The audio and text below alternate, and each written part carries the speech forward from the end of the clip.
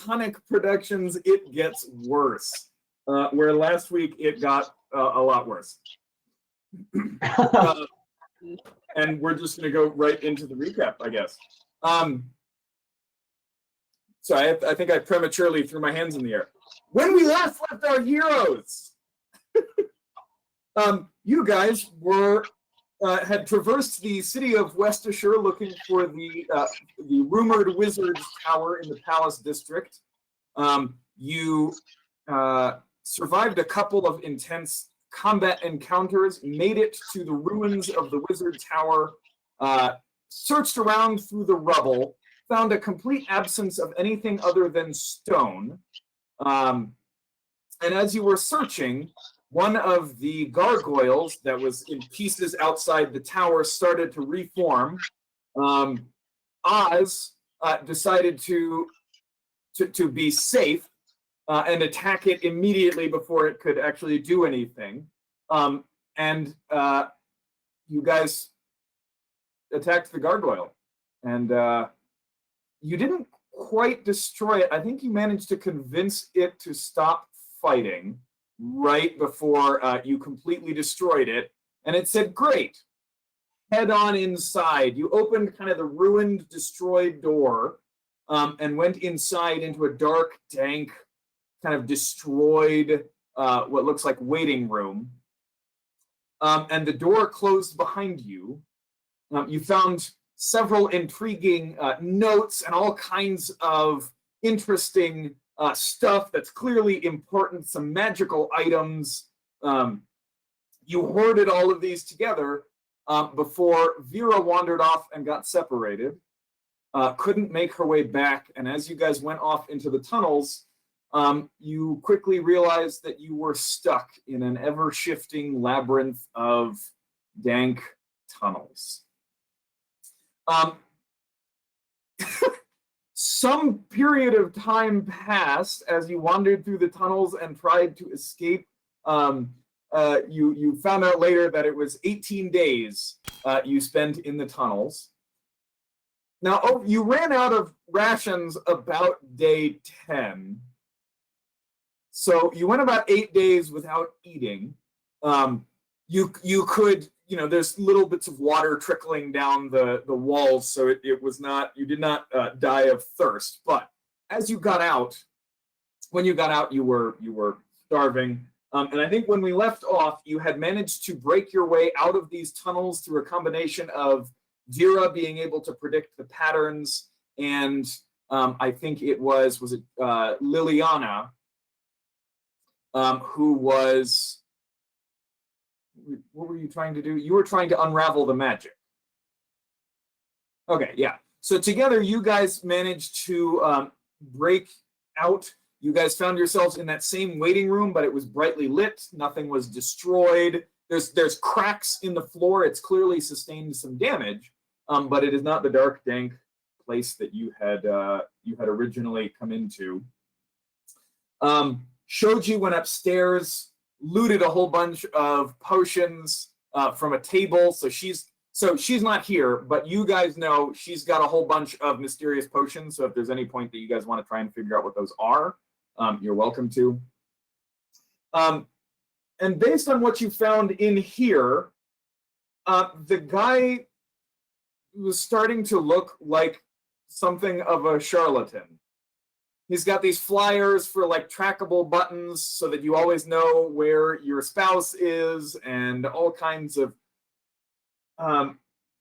it was just kind of this weird place. But Shoji found a door that led to a ladder down into an underground basement with a lot of definitely not charlatan material. There was some kind of lattice structure made of various types of gemstone and plain stone, holding some kind of roiling firestorm within it.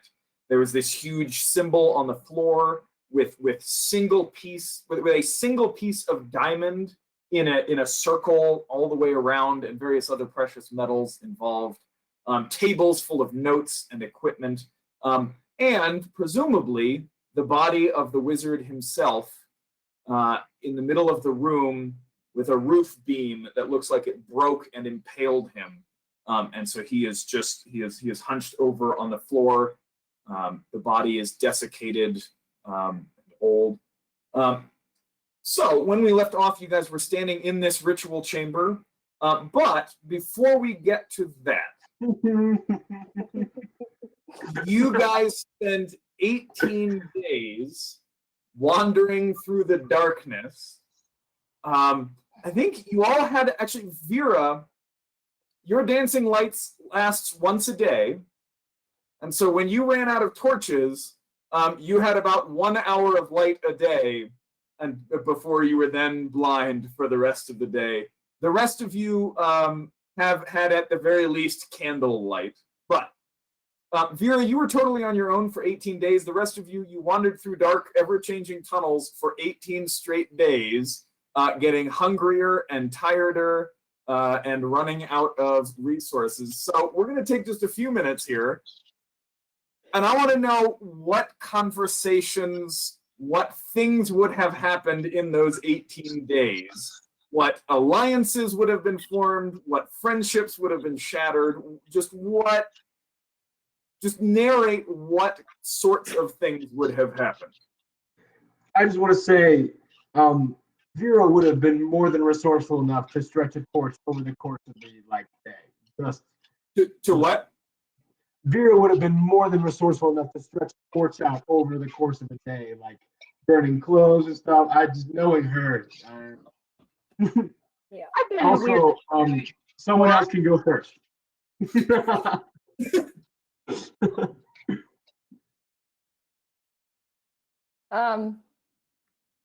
I'll go, sure. Yeah, no, Talia would have been out of her freaking mind.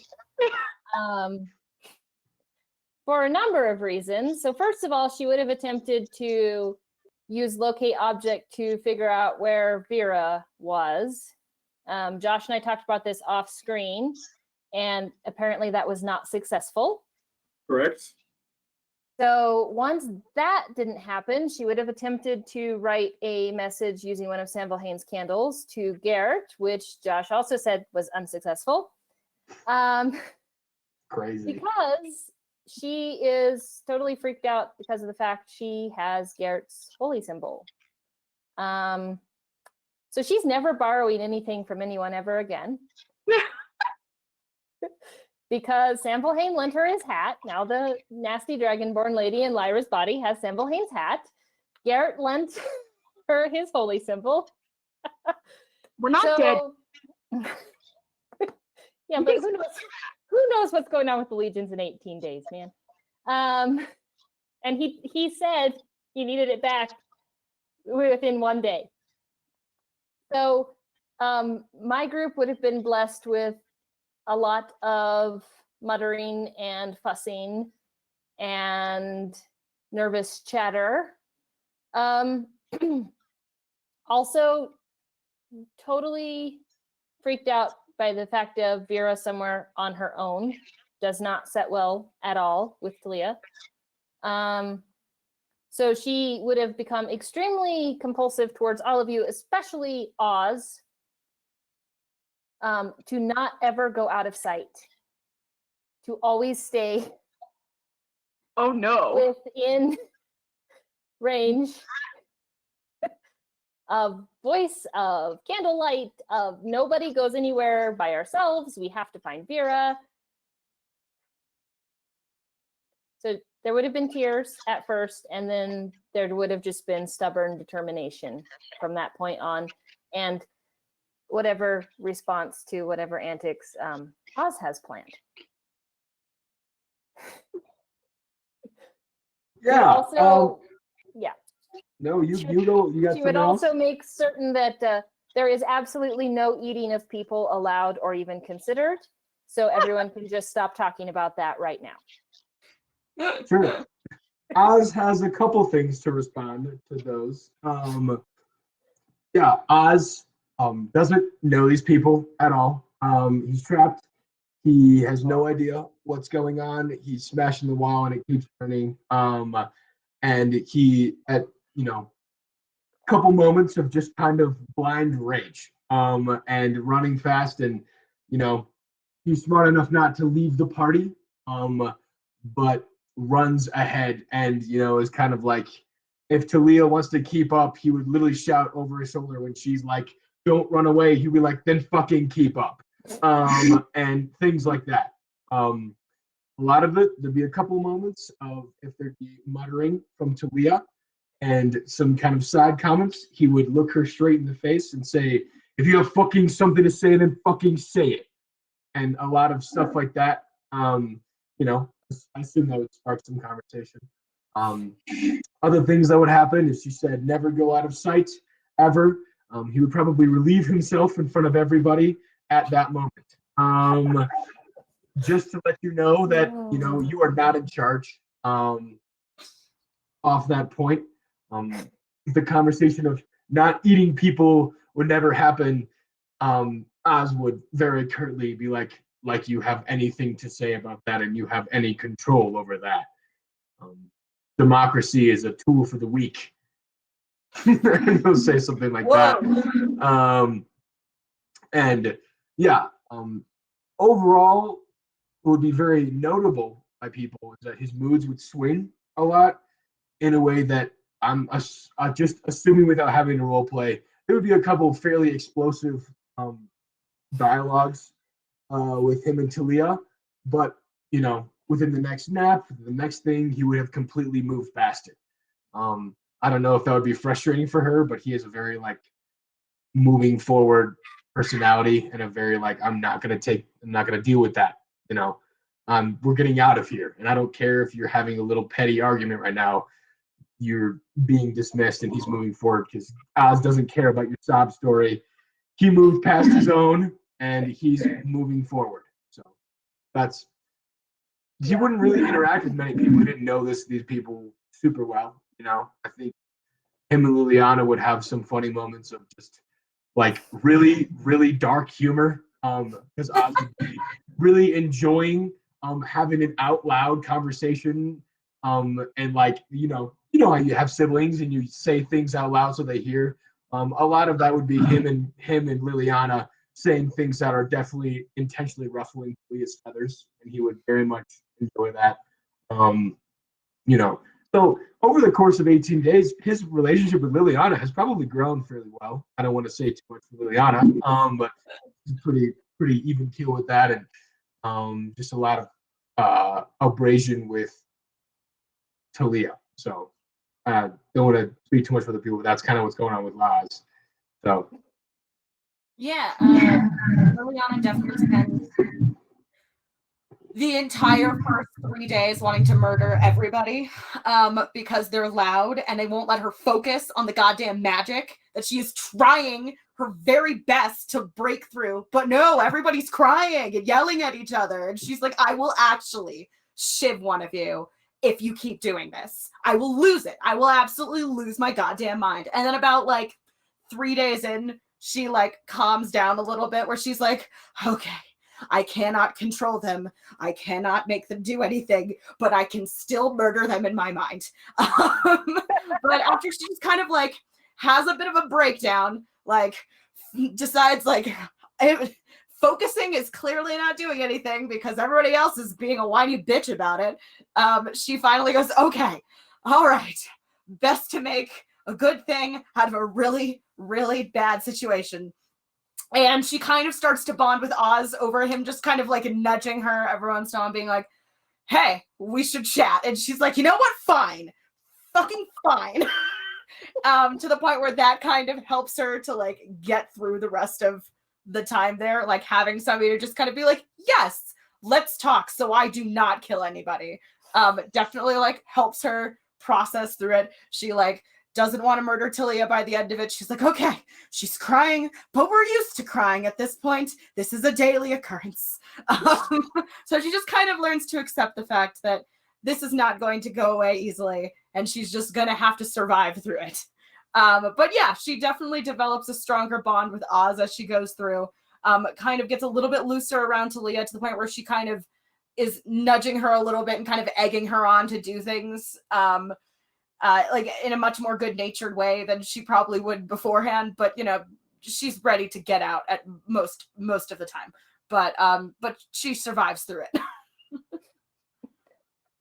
How would Liliana react if she overheard at one point Shoji whispering to Talia? God. It wouldn't preserve the body for your friend's actual soul, but if we needed to eat somebody, I mean, she could be first. Shoji. I would literally walk right up to Shoji and tap her on the shoulder and go, how long you want to spend scaling a dragonborn, honey? It's going to take a couple of days. You're not going to get much meat for a while. Well, actually, I'm pretty skilled with knives in my hands, so I think we could do it pretty quickly. No, I think I'm going to taste a little gamey for you. So no, thanks, dead friend. Miss I eat Cho. fish all the time. The scales right off it. It adds a little bit more fat. Both of you, stop it. Both of you, stop it. I point at Oz and go, you shut up, or you want me to try and eat you first? I could just bomb your ass. This is like 4 days in. Oz just keeps smacking the hammer on the wall. Like he hasn't even turned around.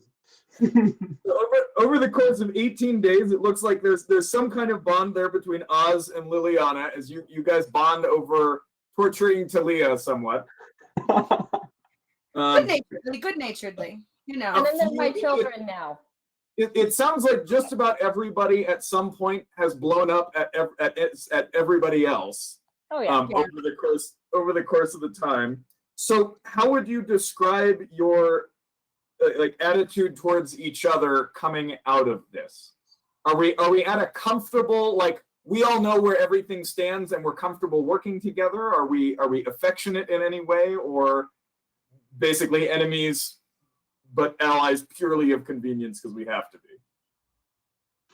I think Oz and Liliana definitely have some kind of rapport, just to understand of each other. I don't think we really hit a level of respect because we've both been failing constantly throughout all of this. I think Oz and Shoji, he still calls her dead girl, but it sounds more affectionate for some reason. I think Oz and Talia would be the ones that would have a lot more interaction. Jenny and I kind of talked a little bit off screen, but there would have been a lot of assuming there'd be a couple waterworks from Talia. Oz would not have responded to those well or even acknowledged them. Very much just like a suck it the hell up, wake up. Him, as much as he jokes about it, eating Talia was never on the table because he recognizes her as one of the only fucking ways to get out of here. He can break his fucking actions wall, but he's not getting out of here without these nerds.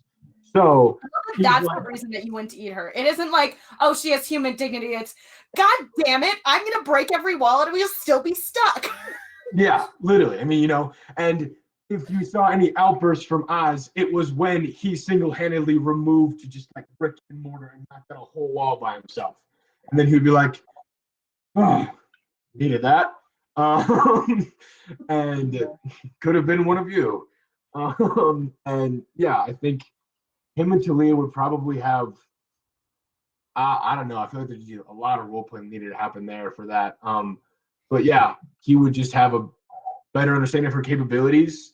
He wouldn't just be oh, she's a nerd, but seeing as she carried a lot of us through this, more of a silent acknowledgement of her. So okay. Rihanna definitely had a fireball down the hallway at one point, just in absolute rage.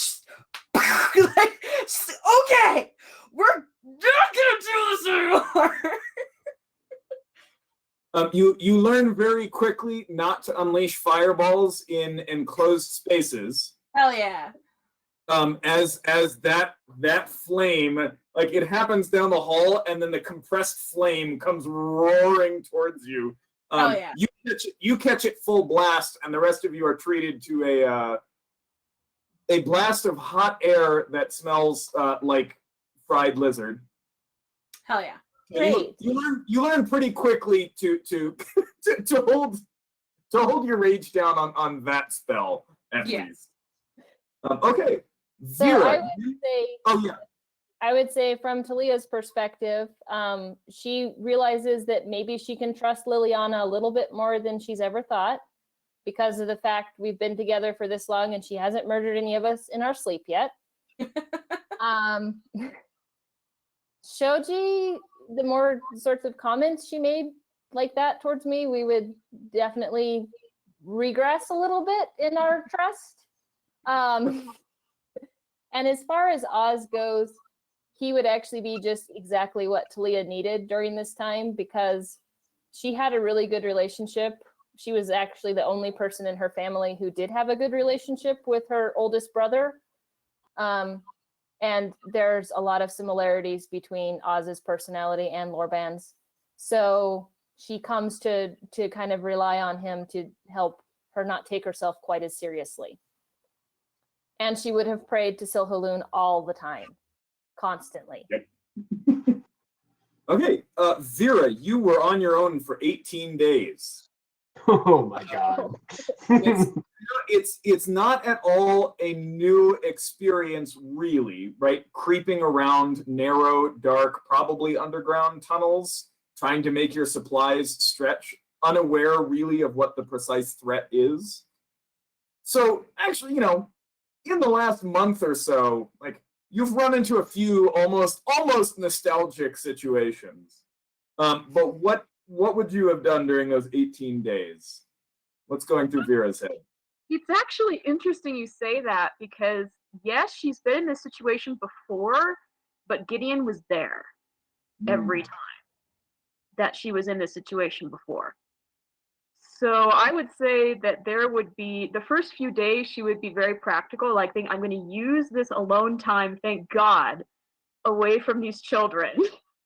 As dearly as she loves many of those children, it's sort of like, mom has her time now.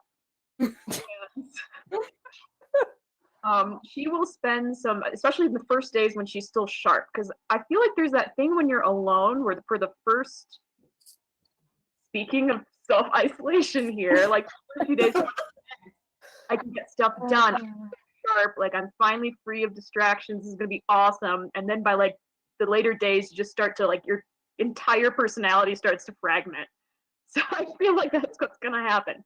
But for the first few days, she's really going to focus on, because I found the email of the tenets of the monks. Oh yeah. 6, and in particular, because I just reread it, is number 1. So she's going to do kind of the mantra thing where you meditate on each one at a time. But number 1 is, I'll just read it. A wall is a blindfold placed on the self. She's surrounded by walls. This is fabulous.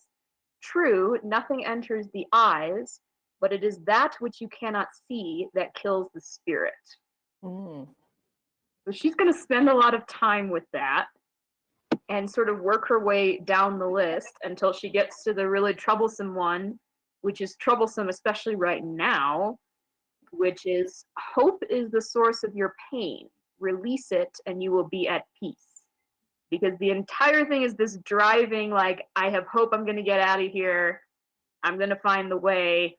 And that's messing with her head. So for the first few days, she's just going to try and do the mantra and meditate through each tenet and try and understand, now that it's all clear or her mind is clearer, the 2 lies, etc.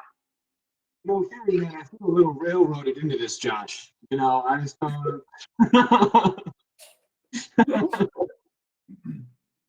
Okay, give me a wisdom check. But I suck at these every single time, remember? But Grace, if anyone can roll a natural 20, it's you. Say. You are the one where I'm just like, you know what, roll. If you get a natural, it's a natural 20. I didn't think that was going to happen, but sure. Oh, it's a 19. A 19, okay. You meditate on, the 2 lies. I'm curious, how is Vera how do you ask this? What does she think about that last tenet?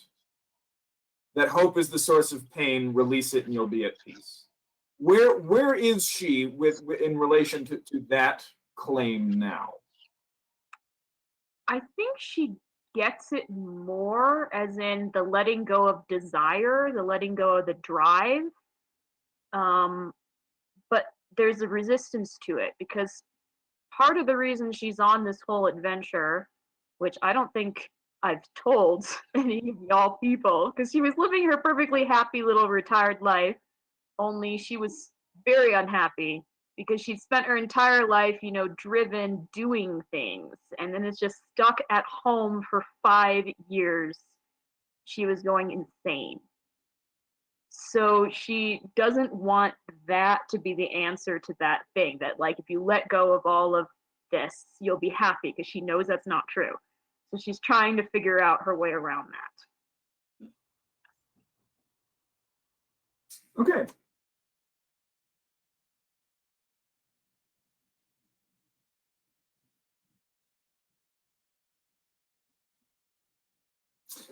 Is there anything else on her mind, or is that the bulk of it? Well, this is the first few days before the isolation sets in and she starts to go slightly insane.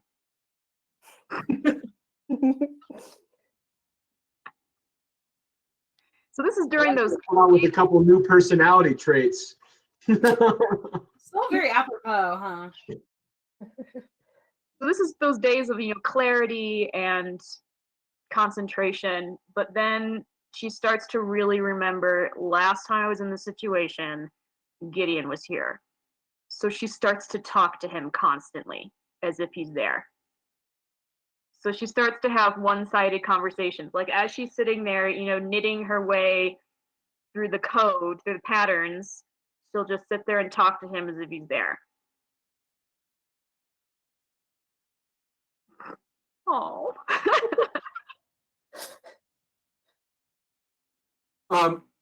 You don't notice the transition.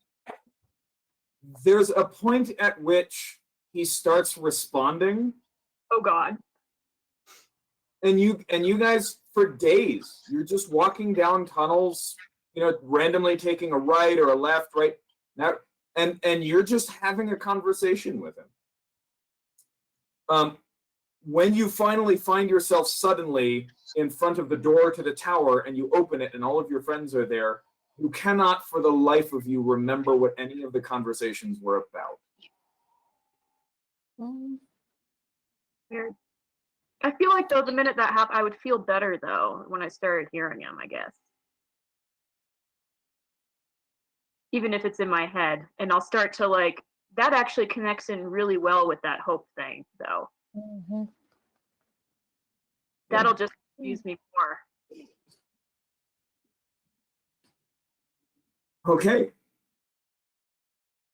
I think it's Right. funny that you and Talia had like an opposite reaction. So the first few days is when Talia's like the most frantic, and then she calms down a little bit as she settles into it. Yeah. All right. You guys have come out of that of those tunnels. You are in the real wizard tower. You are in this large room, and so again, there's 3 tables, all just supplies and notes and books just scattered across all of the tables.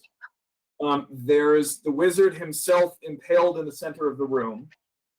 There's the large crystal lattice with some kind of glass in it, and inside is just that raging firestorm. And then there's a massive ritual circle carved into the ground and then inlaid in precious metals and gems. And then a triangle with clusters inside, right? And a triangle inlaid into the ground with clusters of runes and a large inside a large circle at each corner of the triangle. There is right. So you guys came down a ladder, and then there is also a closed door off to the left, and this room looks significantly more damaged than the waiting room did. The cracks in the floor are actually a couple inches wide. you can see stones have kind of crushed and fallen out of the walls in places, and then when you look up at the ceiling, which is about 20 feet above you, there are all kinds of wooden spars and beams, and a bunch of them are cracked and broken. Several have fallen, and then obviously there's the one that impaled the wizard. Joji said it before we ended the session that she was going through his pockets. I don't know if we want to wait for that. But Say that again. Joji said before the session ended that she was going through the wizard's pockets. Did she? Oh. Yeah, she did. I don't think I heard that. Yeah, so Shoji goes straight to the wizard and starts rifling through his stuff. Okay, so she's going to do that. Can I ask real fast before I do something in the room? Yeah. Why catch a different vibe amongst the group, having been separated from them from 3 weeks? Like between each other? Yeah, a little bit. You probably noticed it the best when you guys found the food kind of on the upper level of the wizard's tower, and as you guys were going through that and passing it out, right, you saw Oz like fake a toss of food at Talia, and she kind of flinched, and then he hands it to her, and like kind of an eye roll, and he laughs to himself a little bit. I'm looking at the notes that I was taking while you guys were describing that and figuring out how this would have worked. Liliana laughed, which was really weird. Oz cracked a joke, and Liliana threw back her head and laughed, and it was genuine, and it freaked you out a little bit. So yeah, no, you definitely notice, right? There's still some contention and certainly tension between them, but there also seems to be a routine and a more established set relationship where things that beforehand would have cut, jokes that would have cut, now are taken kind of good naturedly. Also, yeah, go ahead. Talia just is like stuck to you. Oh. Everywhere you go, she's like one step right behind you. Like a little lost duckling. So Talia, you notice that Vera is a little wild. Yeah, no, she's got like kind of wild eyes, and like on the outside, everything is normal. She's talking normal. She says all the things she normally says, but like her eyes are just a little bit wider than usual, a little bit crazy, a little bit dilated, and she occasionally makes a small comment to somebody who's not there. Okay. That fades over the course of a few hours, and fairly soon she's back to her old self. But yeah, there are some lingering effects. Okay. Also, Vera, like all during like, if they have private jokes now, she's feeling like the eensy bit feeling left out. Aw. Oh, I I'm can not totally gonna have inside jokes though. Yeah, one thing is that Like she's just sort of, aw, they now have a thing for 3 weeks. I wasn't there, just a little bit. Aw. you hear at one point, you hear Oz say, "Oh, great old one," and you think he's referring to you, and you're super pissed off because it's rude, but he's talking to Liliana. And there's like a second where you're like, "Oh," and like that. I love it. Yes. Yeah, stuff like that. So. Can I just say, as we go into this room, that Talia would insist that no one approach the ritual circle. Nobody touch it. Nobody go anywhere near it. I'm looking at you, Oz. Got it. So Oz approaches the ritual circle.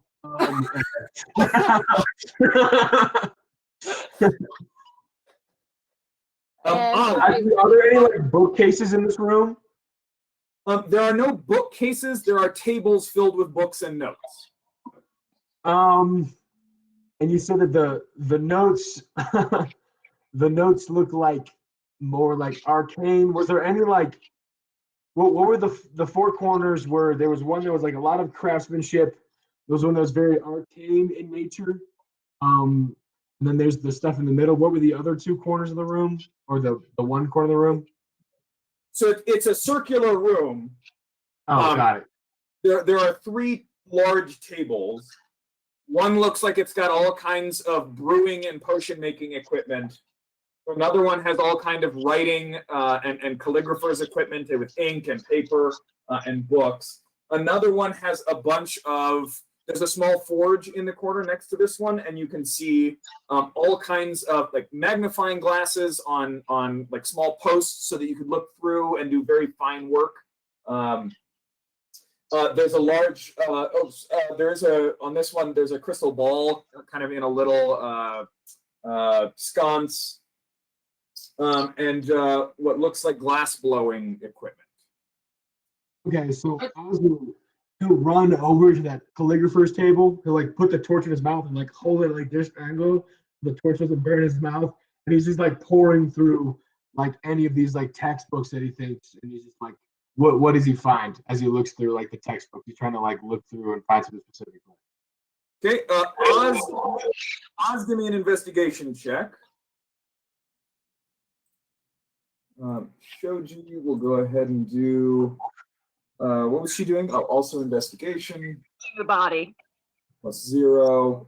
4 for Oz. Shoji, 7. Okay, Talia, what are you doing?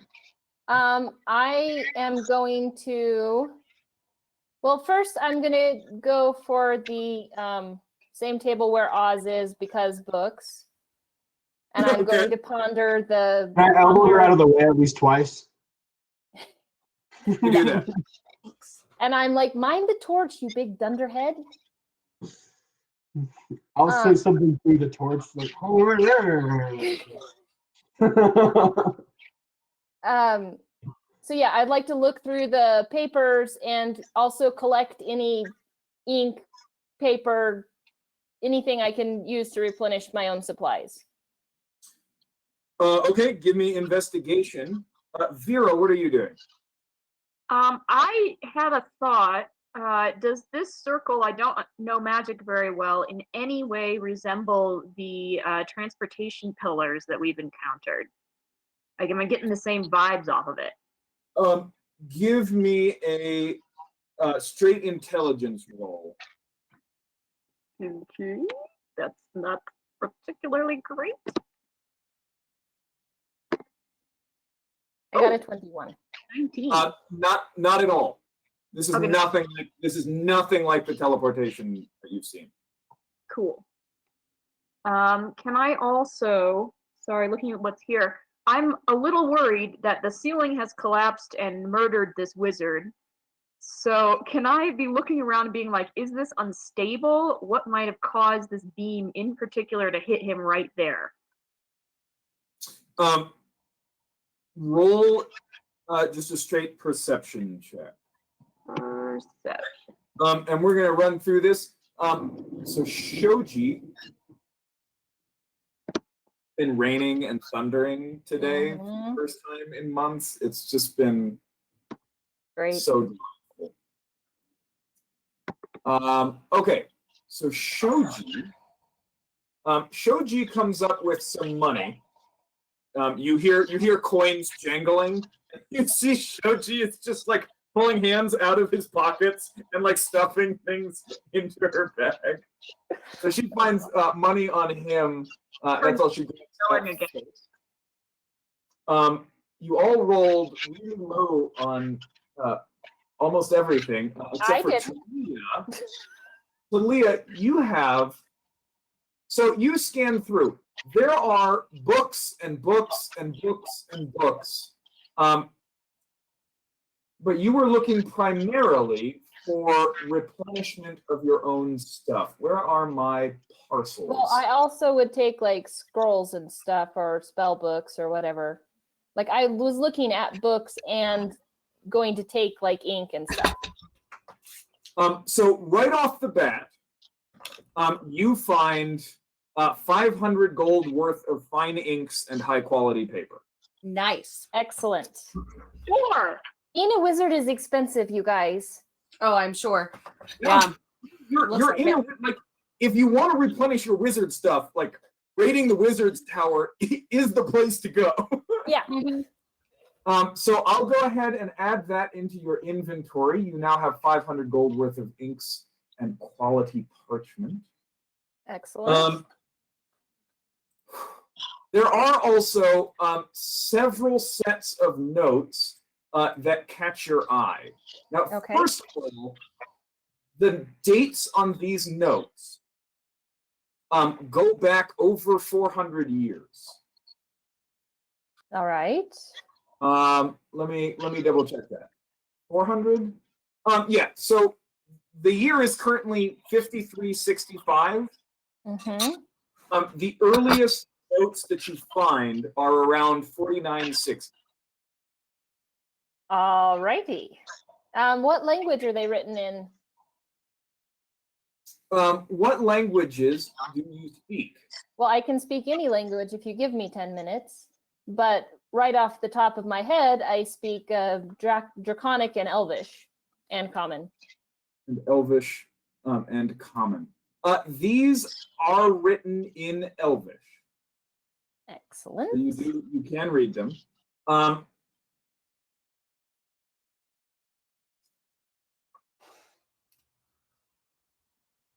There are 4 sets that really catch your eye. Each has a very different subject matter. Give me just a D4 roll. Okay. Actually, Oz, give me the D4 roll.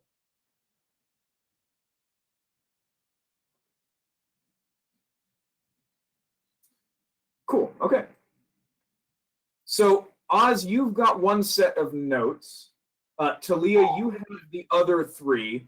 And what I'll do is I'll run through 1 set of notes, figure out what everybody else in the room is doing, then we'll run through another set of notes as people continue to kind of investigate and If go it's around. better, if you want to just send me what you have too, that works. If you don't Sure. want to go through it all blow by blow.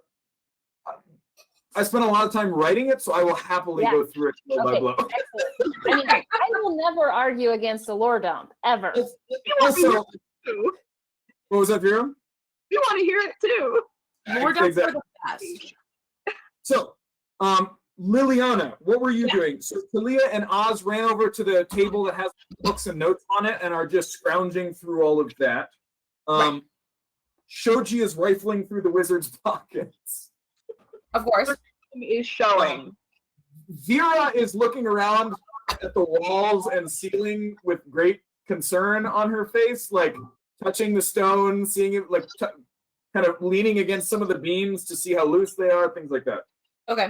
So what I would you like to do in this room? want to look around to see if there are any potions here. And I also want to look around to see if I can find any history books about when the hegemony started, because I still don't know when I was, like, where I was when I was a revolutionary, basically.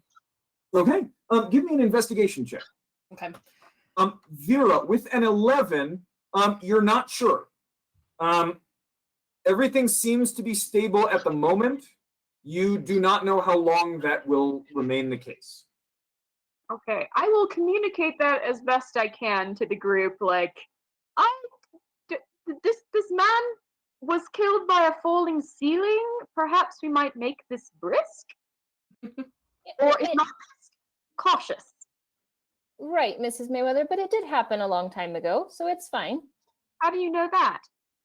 Well, the body's clearly old. Can I look at the body and see how old it is? Oh, the body is definitely old. Like nothing has been at it. Like no scavengers or anything like that. But the skin is waxen and totally sunken in, clearly stiff. And there is the smell of rot. Does not like fill the room. You can smell it if you're within a few feet. But Let's Clearly let the the majority- necromancer loot the bodies. the majority of the decay has already occurred. Here's my question then.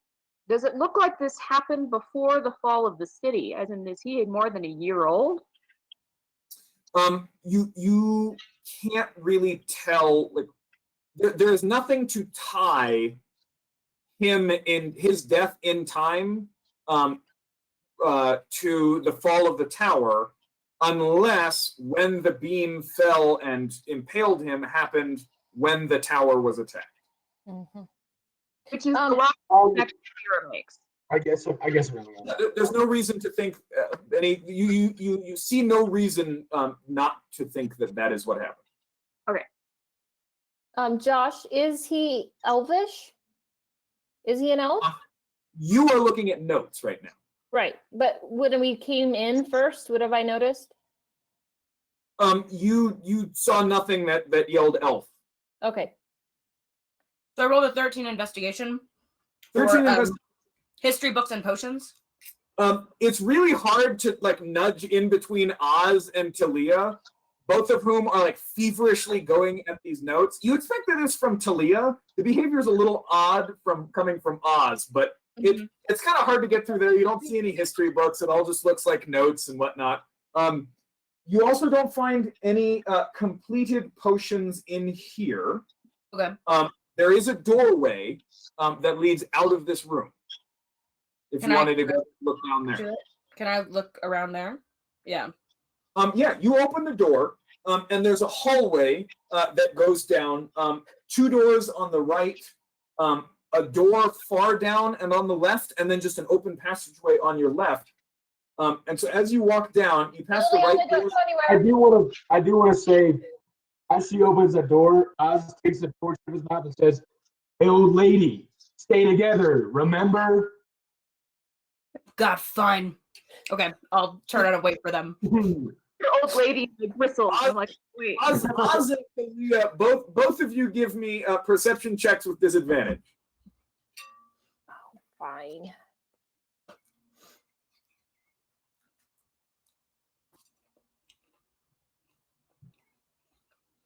$15. 10. 10, 15. Okay, yeah. You guys notice, you guys hear the door open and you notice, and you both got like armfuls of books and scrolls, and you're just like, wait, no, don't go through there. Did you Who's guys find spring the history color? books at least? Now that I have your attention? Yeah, there's lots of stuff. No, but like history, specifically history. Maybe I need time to read it. Fine. Okay. If you can't tell, I'm kind of a slow reader, so like a little. No. Guys. Oz, Um, you? Children. No. Talia, you have the first set of notes. Okay. Well, the second set of notes, but these are actually the earliest. When I'm referring to first and second, that's an organizational principle purely for me. It has nothing Right. to do with time on these. That, as Talia and Oz are kind of going at it, there'd be a moment because like I'm holding the torch on my side and she keeps kind of pulling at it, and at the very end he just kind of like holds it in front of her and like lets her read first. Okay. Oh, thanks, So- Oz. Year 4960, 16th of Resistance. The ruins are older than anyone even knows. It may even predate the Mage Wars. The nobility won't touch it, and the ministry released it for a comparative pittance. The fools are ignorant of what lies beneath. A few months later, 32nd of Holding, have reached the retracted tower. The Guardian was difficult to overcome, but I finally found its name and mastered it. It does not speak any language I can identify. Side project: rework the Guardian, possibly cripple primary faculties in exchange for obedience. 3 years later, 4963, 7th of Dawning. Efforts to raise the tower progressing. That's raise with an S, not Like, yeah, not to the ground. Gotcha. efforts to raise the tower progressing, but painstakingly slow. Consider shifting it in pieces, but how to preserve the magic binding it together. Same year, first of Last Prophet, failed several attempts at preserving the mortaring force in pieces. It is as if it wants to be whole. Absurd, I know. Such a thing is impossible, but could explain why none wished to build upon the ruins above. A ward operating on the subconscious? And then 10 years after that, successfully raised the tower. We'll need an explanation for how it was built, is in quotation marks, elfin quotation marks, so quickly. Several stones broke free from the mortaring force and several walls weakened. Note, only drop the tower in case of absolute emergency. Structure will not survive another drop. Okay, that is now public, so you guys can go in and read that and mine it as you like. Excellent. Okay. Is anybody doing anything different while they read the notes, or is anybody going to venture down the hallway? Can I ask a brief question before we do that? Yeah. Does this tower, the structure, any of the symbolism, any of the architecture I've seen remind me of the ruins underneath Onashur? Give me a perception check. I don't have Gil to yell at. I want to guide her. But I know I'm doing other things. Can I guide her? You are hyper focused right now. Remind me what guidance does. It would just add a D4. You're fine. I'm adding it in. It does. The size of the masonry and the quality of the stonework alone separate this from anything else you've ever seen, except what you saw beneath the third watchtower outside Onashur. And what got me is that phrasing retracted tower, because wasn't there that room where we flipped gravity? Yep. Yeah, it said retracted tower. All right. Mm-hmm. Yeah, if you guys go to your notes tab, Kingrave's notes number 2 should now appear there for you. Oh, perfect. Take a look at. So if nobody else is doing anything, we can just keep reading through this. I'm so sorry. Can I ask one more question? No. So I know Vera is not a scholar of any kind, but she is an Onashur girl born and bred. Do I know anything of the history of Onashur, society that was here before the building of Onashur? Anything about where those particular ruins would have come from? You're talking about the ruins outside Onashur? Yes. You can give me a history check. So you want to see if you know anything about like anything existing there before Onashur. Yeah, like a civilization, etc. I know you have a whole backstory about ancient civilizations, etc. So, nope, 10. You do not know of anything that was there before Onashur. As far as anyone in Onashur knows, and kind of the tradition that the city holds to, is that Onashur was one location that was like the people of Onashur have been there since the dust settled when the world was shattered. Like it was just one small pocket of people that somehow survived the apocalypse, and then set up camp there, and over time it's just grown. It's our very own city of Ember. Yeah. What was that, Vera? Oh, I was saying we got some cultural pride in that. Yeah. Sure does. Most like that is the way that most of the great cities, all of them generally consider themselves the same, other than the Combine. The Combine is really the only are the only great cities that don't think, yeah, we survived the apocalypse in this spot, and when the dust settled, we kind of holed up here and have grown. So yeah. Cool. Okay. Second set of notes to Leah. Yes. This one jumps almost 100 years. More than 100 years, just over. So 5075, first of Ken Ebma. The subject is in excellent condition. A juvenile, but I believe the essence is what matters. Later that month, 19th of Ken Ebma. Hair mixture was largely pointless. Very useful in enchanting the restraints, and an ever-growing supply indicates containment far cheaper than estimates.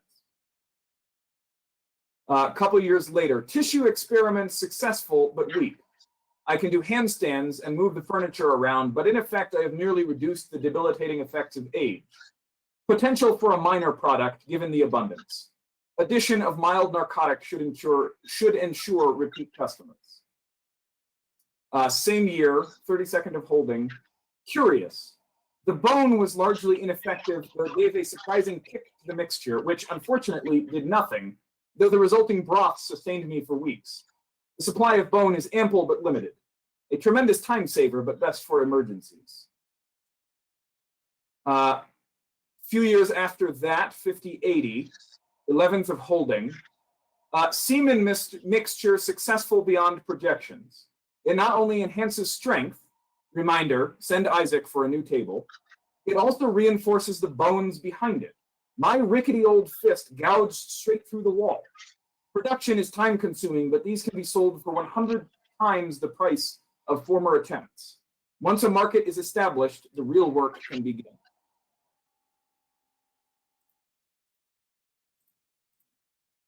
So that is also now a public note that you guys can take a look at. Okay. Oz. We'll go to yours next. So year 5023. 4th of devotion. Arcthan's research is incomplete but promising. Perhaps I ought to have kept him alive. Some simple compulsion and he would have been a valuable assistant.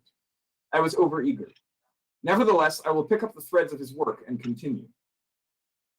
Many months later in the same year, the theory is simple, yet the resources required are staggering. The number of foci alone. Damn Arcthan, transmutation has never been my area of talent. Year 5038, 6th of candles. The elf has been lurking around the lab again.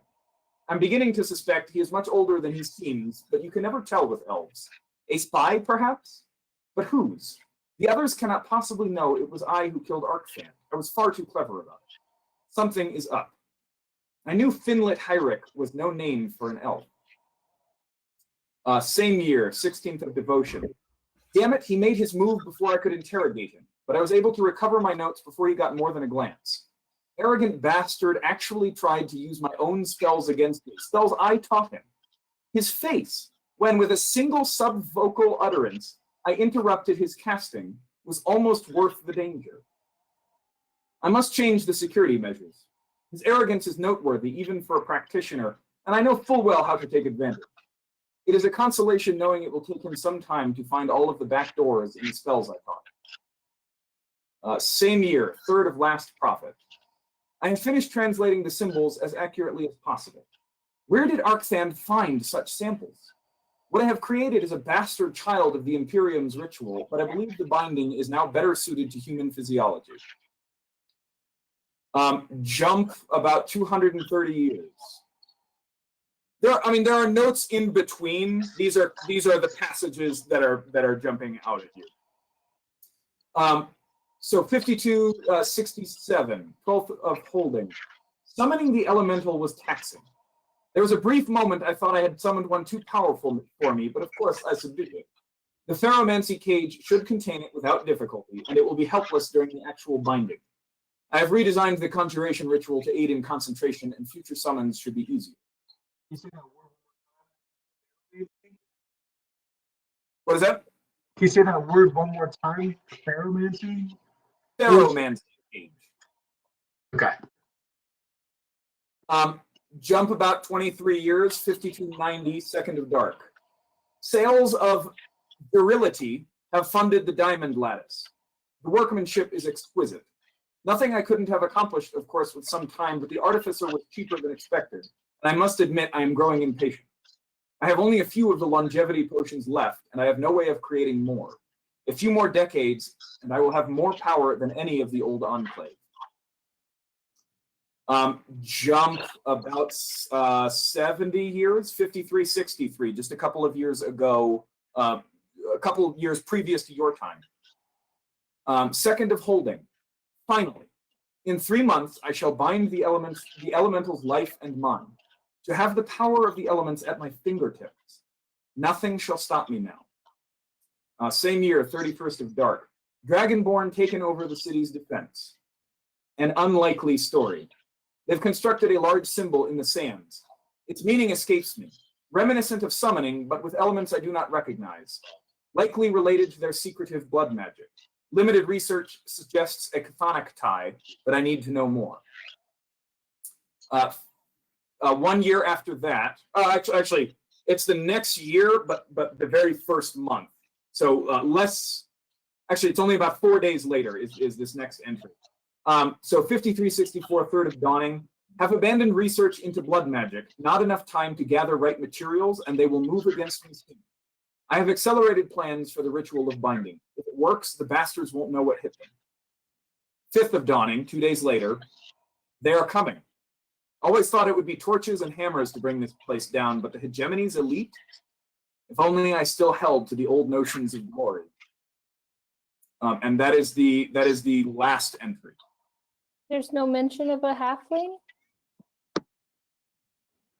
There's no mention of a halfling. Never mind. I'll talk about it later. It'll come to you. You never went to visit the tower. Yes, she stayed with him. Oh, that's right. I'm sorry. wrong character. Gotcha. I was thinking of, because I know Devon's character went to Kingraves to.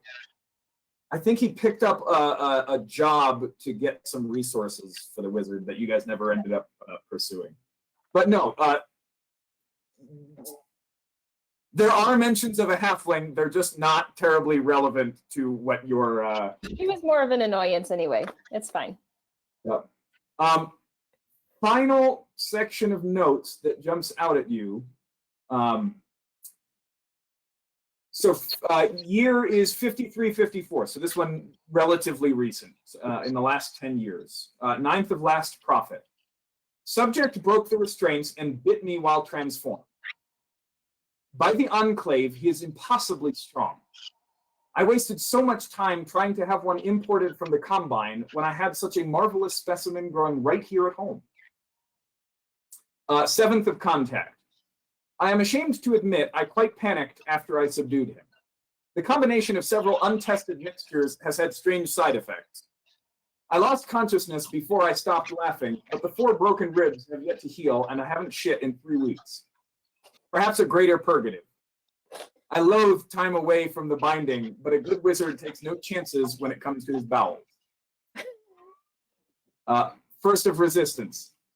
Recovery continues, and I have regained 10 pounds. Prestidigitation no longer requires concentration or energy, so at least something good came out of this debacle.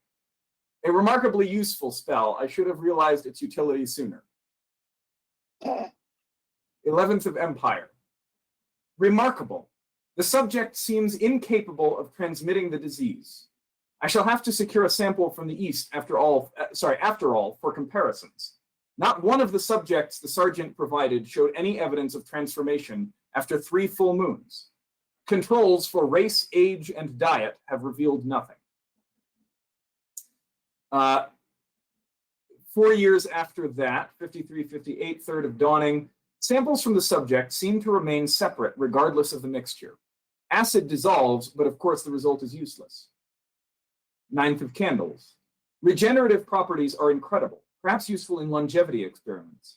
At the very least, curing the subject could be a useful distraction while I wait for the latest batch to finish brewing.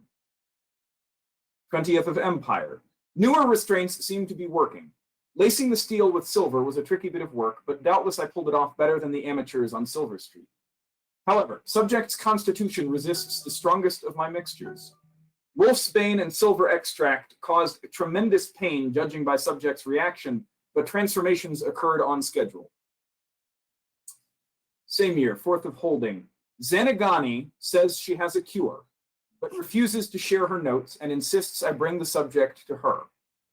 I grudgingly admit her excessive talent, and the prospect of a cure is astounding, but I cannot afford the year or two away from the binding. Containment enchantments have required regular maintenance, and should they fail completely, the results could be devastating. Perhaps an artifact to suppress the subject's transformations. 1st of Dark. The crystal certainly absorbed far more energy than it should have been able to contain, but it seems to be holding. The chains, too, shows tremendous... What? Chains, too. Oh, that's a typo. The chains, too, are holding. There we go. And I fear the subject will wear them inside his skin for the rest of his life, but he appears stable. Remarkable endurance these creatures have. Had he not been transformed during the application of the harness, I suspect he would have died. Now, to wait. A year later. 5th of Two Skies. Success. 3 cycles, and the subject has resisted transformation each time. My brilliance knows no bounds. With such a working, too, I can compel him. A potentially powerful servant. Just think. Anyone I need, dead, and the only suspect, an uncatchable lycanthrope. 19th of Ken Ebma. Meg finally responded to my query. It seems there is a variety of types, all sharing some characteristics, but each unique as well. The most common, and until now the only one of whose existence I was even aware, seemed to be the only one capable of spreading it, while the cursed and the anomalies cannot spread it except through procreation. And yet all varieties react to the full moon and share vulnerabilities to silver. Fascinating. I wonder which of the latter two the subject is. 6 days later, subject escaped. Damned cursed strength. Fortunately, he has vacated the premises. The bastard must have been feigning weakness until I finished the harness. He would have been a convenience at best anyway. The remaining subjects will need to be cleared. I have ensured none can be traced back to me. Reminder, acquire new contact in the guards. Tedious. Okay. Are you telling me you invented a cure in this campaign and not in the last campaign, Josh? No? But it was my character's entire goal in life. Yes, it was, and she died before she could accomplish it. Oh, gosh. Yeah, there was just a harness. There wasn't any like cure. Like you just Yeah. suppress it. Which in some ways is the same. All right. Well, I think I have an idea of what the magic circle does now. So no one go near it. No one touch anything. Oz, perhaps you would find this paper interesting. May I see yours? Yeah, we switched around. Okay. Oz takes yours pretty like he just kind of takes yours and dropped his. But yeah. Can Nick, the same thing that was happening towards the end of last episode is happening again. Something is really fuzzy about your mic. Okay. Okay, I can hear you great right That's now. better. Yeah. All right. I'll just sit closer. Yeah. Okay. I just don't know if you want too much in my face. The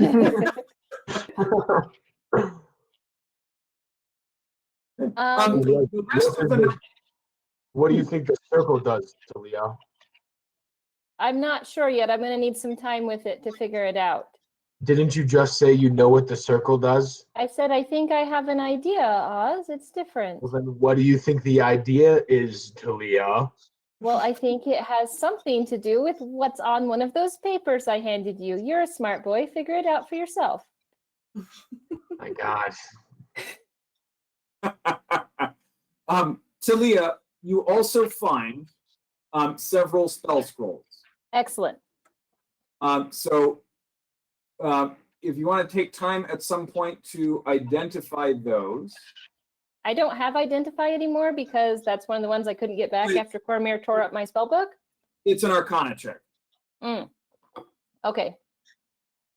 I'll just stow them for now and deal with them a little bit later. Okay, they're in your inventory as Tower Spell Scroll 1, 2, and 3.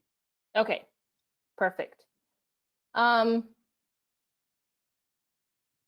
So now that we have investigated through here, Liliana, do you mind closing that door again? Because I think we should finish here before we go down there, don't you think? Yeah, sure. What do you want me to go and look at while y'all are doing your Actually, stuff? I wondered if maybe you could help me with something. Sure. What do we need? I'll take out a silver bell out of my component pouch and hand it to Liliana. I'm going to ask you to stand at the farthest point of the triangle away from the spinning fire thing in the cage. Well, this sounds vaguely dangerous, so I'm all in. Let's go. Okay, and I grab the bell and I go and stand where she directs me. And away from the thing. Thank you. Mhm. Ozymandias, do you mind helping me out too?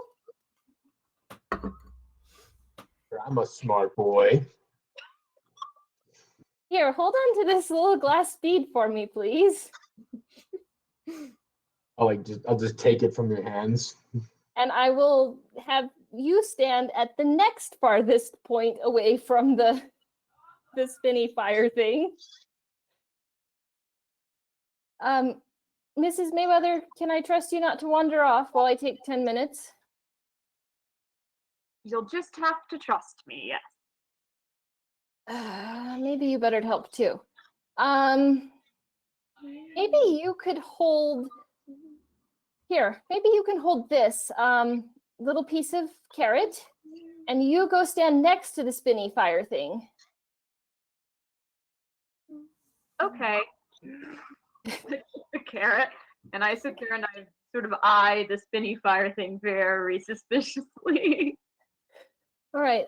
And Miss Show, if you are finished spoiling our friend there, perhaps you wouldn't mind standing next to Liliana, but not getting under her nerves too much, please, because I'm gonna need you guys just to like keep your minds empty and close your eyes and be quiet for a few minutes while I work on this this spell.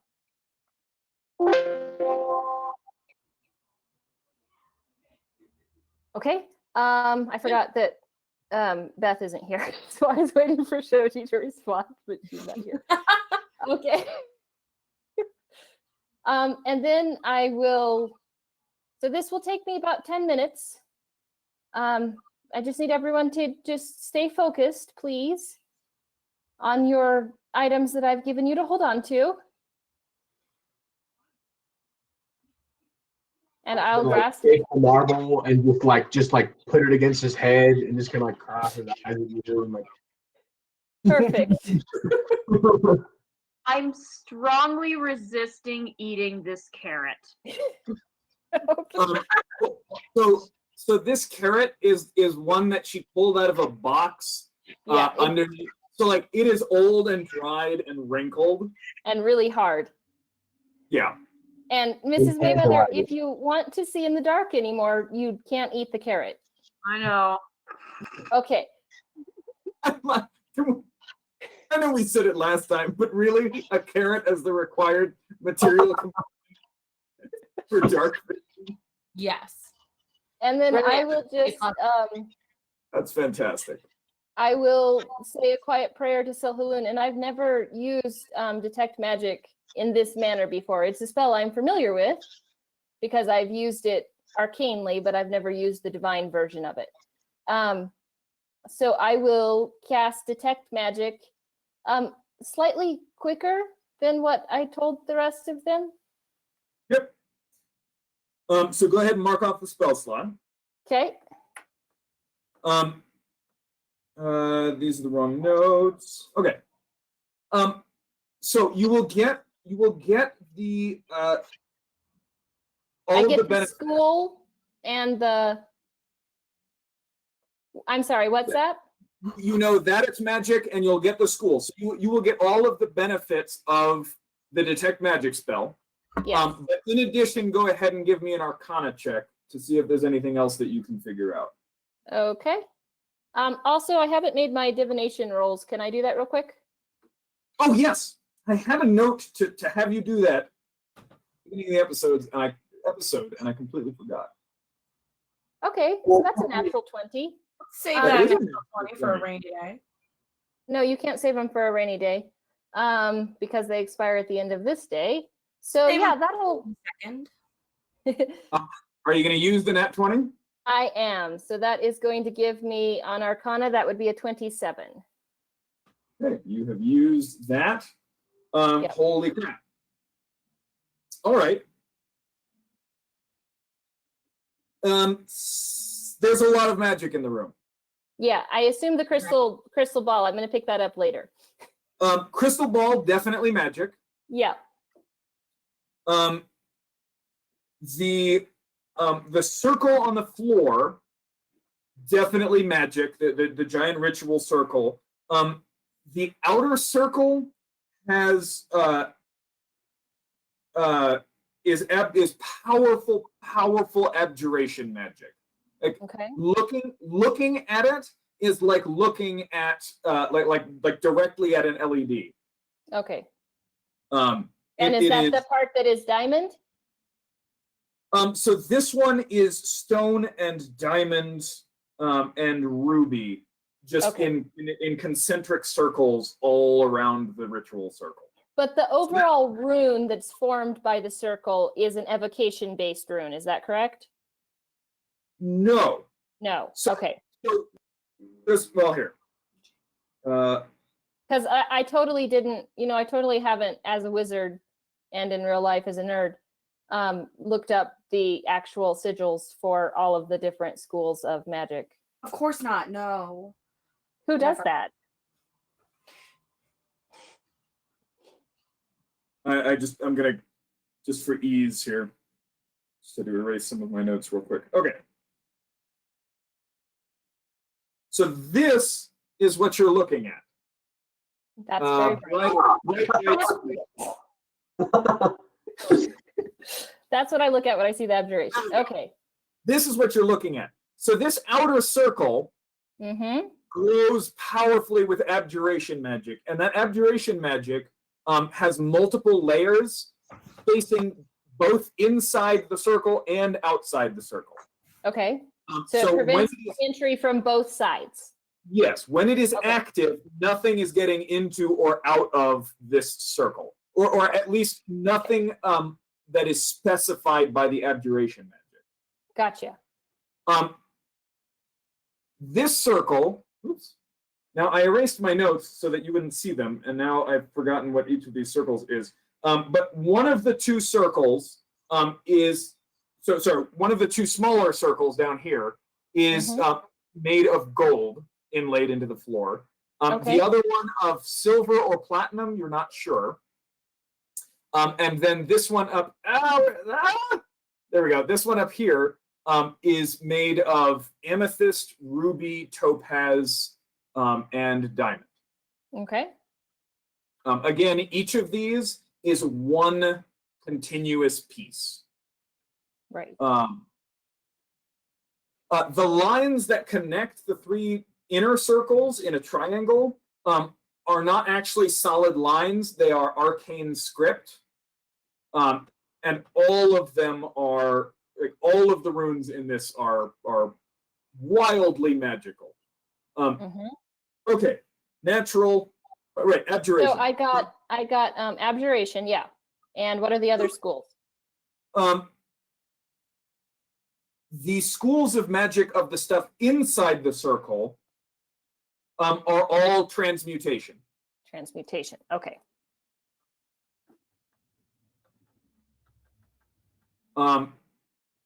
The magic, so the lattice structure that has the firestorm contained inside of it has elements of conjuration and transmutation. Also, this is part of what the Arcana check was for. It is damaged. It is leaking energy, and will catastrophically fail sometime in the next few weeks. In the next few Not weeks. not like today. It's not going to happen today, right? Or Okay. tomorrow, or probably for the next few days. But past 5 days or so, it could go at any time. Okay. And And when it I say contains- when I say catastrophically fail, you can't even with the detect magic up, you can't even see this thing anymore. It is just a pillar of light. It is blinding. Okay. The amount of energy currently in this lattice is astronomical. So when I say catastrophic, I mean like World-ending catastrophic. not world ending, but you shouldn't be in this part of the city. Okay, just it wouldn't be something that would be so strong it would totally blow up the whole city. No. Okay. We're just gonna have another Baelish's Follow. folly, yeah. Possibly something on that scale, yes. You could fix the imperfection. It looks like a beam, like one of the wooden beams when it fell, slammed into it and damaged it a little bit. You know that you could fix it. There is a small chance that you set off the explosion just immediately. Small chance. But with a high enough roll, you could delay it at probably by months. Okay. There is potential that you could fix it and then be able to actually use the structure for like manipulate the magic of the structure as you like. Okay.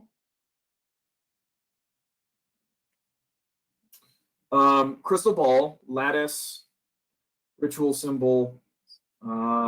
So with a natural 20 on the Arcana check, do I get any idea what this would have been used for?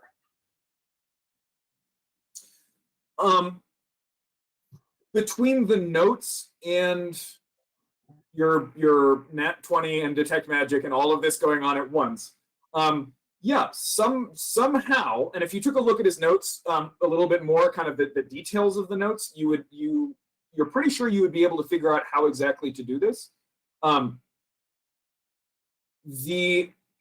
Basically he was trying to fuse the elemental with himself.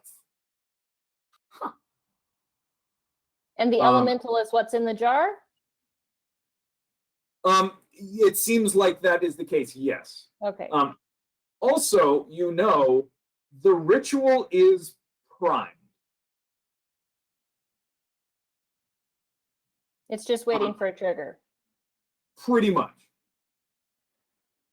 Sweet mother.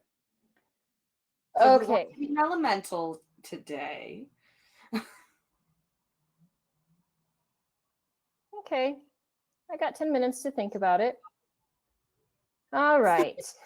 You guys watch for 10 minutes as Talia just kind of slowly does some things with her hands, mutters under her breath, turns and just kind of does a scan of the room.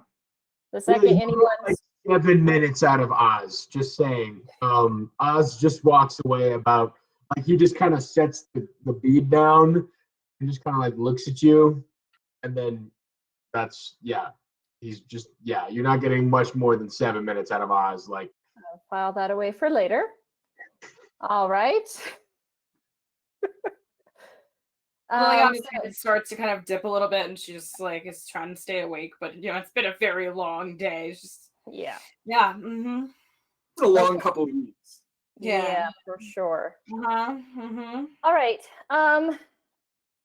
Well, so probably about the time that Oz decides he's not going to be cooperative anymore, I'll just go ahead and say, all right, well, I have learned what I can here at the moment. I still have a few minutes left on the spell. Liliana, shall we take a look outside the door? Yeah. Mm-hmm. I wasn't falling asleep. Okay. Yep. Door. Oz, if you'd pick up the bead and come along, please. why? You. There might I'll be just- things I to just need smash. it. I just need it back. Sure. I'll pick it leave up myself. It's fine. Yeah, I'll leave it where it is and I walk away from it. Vera, Mrs. Mayweather, do you want to go see what's down the hall? I think we should all stay together. We'll come back and talk about what this is. But do you mind if I perhaps do go first, just to look for traps? This whole room was trapped, if you recall, and I think I should take a look. You stay right behind me, but I just say I go in front. All right. Yeah, that's fine. You can do that. Let me just check something really fast.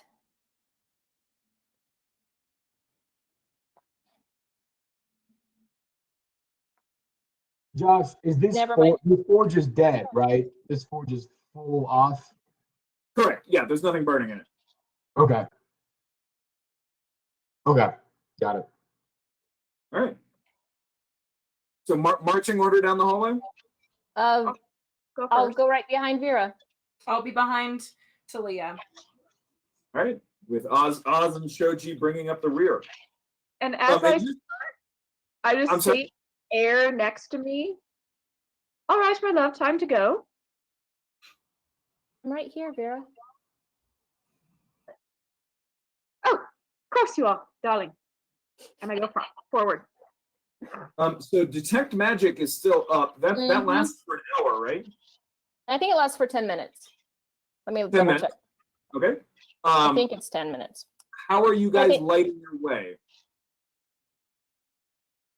Is candle concentration because light is not?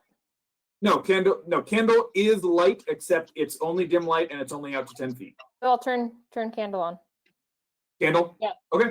Detect magic lasts for 10 minutes. 10 So minutes. we have Okay. 3 minutes, guys. Let's go. You guys creep down this hallway. Immediately on the right is a door. You opening it or continuing past? Detect magic will show me if it's magically trapped. There is nothing magical on or about this door. Okay. I will check Three- it for mundane traps. Roll an investigation check. Yay. Hang on a second. Let me get my mouse. Okay. I can't help you because I have to keep concentration. It's okay. It's pretty crappy. That's okay. It 11. is not. Okay. I will open it. Okay, you open the door. Your candle spills into, so there's about a 5-foot hallway, and then it opens up into what looks like a fairly small room. You're not quite sure. The candlelight just reaches to the edge of a large table, about 3 inches thick, raised up off the ground. And you can see just at the edge of your candlelight, from about maybe the wrist down to the fingers of some colossal hand that is shrunken and emaciated and looks like just the hand of a corpse, but a huge corpse, and the arm continues into the darkness. I will investigate that. Okay.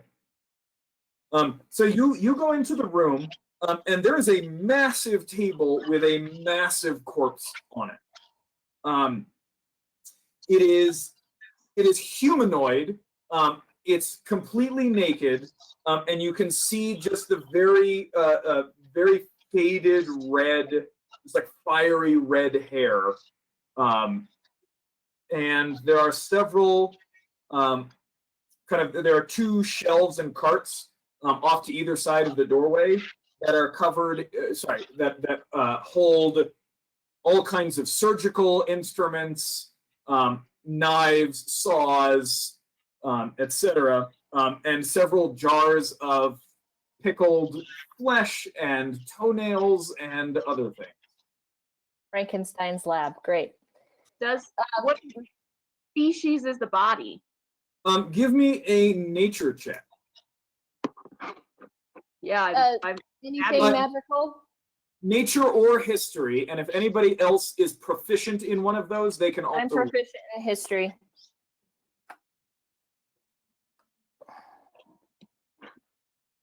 22. 7. 16. Oz, you're really not sure. Talia and Vera, this is a dead fire giant. Uh-huh. Say that again. It's a dead fire giant. Yeah, Talia was expecting that at this point. Is there anything magical in the room? There is not. Okay. Except for the restraints. The corpse is manacled to feet, like a separate manacle for each foot and each arm, and then there's a band of metal across its chest. Do the manacles look usable? Like, are they small and like, are they just giant sized or are they? They fit the giant. They're snug on the giant. They are magical. Okay. Is there anything lootable in this room? If you want a bunch of surgical instruments and pickled flesh, sure. Wait a minute. Are these surgical instruments sharp and throwable? They are sharp. I don't know if you've ever held a scalpel. Wow, A scalpel? Kind of combine different words. Yeah. So there are scalpels and there are throwable things, and then there are throwable scalpels. Scalpables. Yeah. But scalpables are not throwable. I mean, you can throw them, but not and expect them to hit the way you want. Dang. I kind of want to think of the pickledness because it would really freak somebody out in a useful moment, but I won't. You feel my disapproving glare at the base of your skull as you're looking at the pickled flesh. Right there. Oz and Liliana, the candlelight has disappeared Yes, down yeah, into it this is. room. Are you guys going to wait for them? Into the room? Yeah. Come with us. We're I all not. was going to the room. Why would you wait? Yeah, we'd go into the room too. So the room is basically just large enough to contain this table with the corpse, a couple of small tables, and then about 2 feet of space all the way between the table and the wall all the way around, so that you could kind of sidle along the wall to get around. It's a tiny room. It's With a just giant. large enough for this. So like two Oh, of you get can the be in giant there, through and the then two of door? you can be like at the doorway looking around. Okay. I'm gonna hop on the table and just give a real hard look at the manacle. And gotta put my foot on the chest. I will, but I'm looking at the manacles. Okay. You You're want to take looking. them, Oz? They are magical. Do you want to take them? They're certainly beyond my ability to lift, but you're very strong. Well, if whatever this red-haired fellow couldn't rip it off, I don't think I will either. It's fairly simple, actually. You probably just have to spend. I just would have to spend some time to figure out the command word. Or ask it nicely. I've heard that one before. Yeah, you could try that. Do you want to try that? Please try that. I was just gonna roll his eyes at you. Yeah. What do the restraints look like at the wrists? Like, does it look like this thing resisted until it died? Did it look like it was going through extreme agony and pulling in its own flesh to get out, or what? Yeah, actually, I'll give you that. The wrists. So even though the skin is dead and has been for a while, you can see the remnants of mangled flesh around the wrists and ankles, and even the neck, the kind of band that's holding the neck to the table. Even around the neck, you can see just kind of corpseified, torn flesh. What's the school of magic on those, Josh? Great question. Enchantment? Yeah, that's what a whole person would be. Yeah, we'll go with enchantment for now. Okay.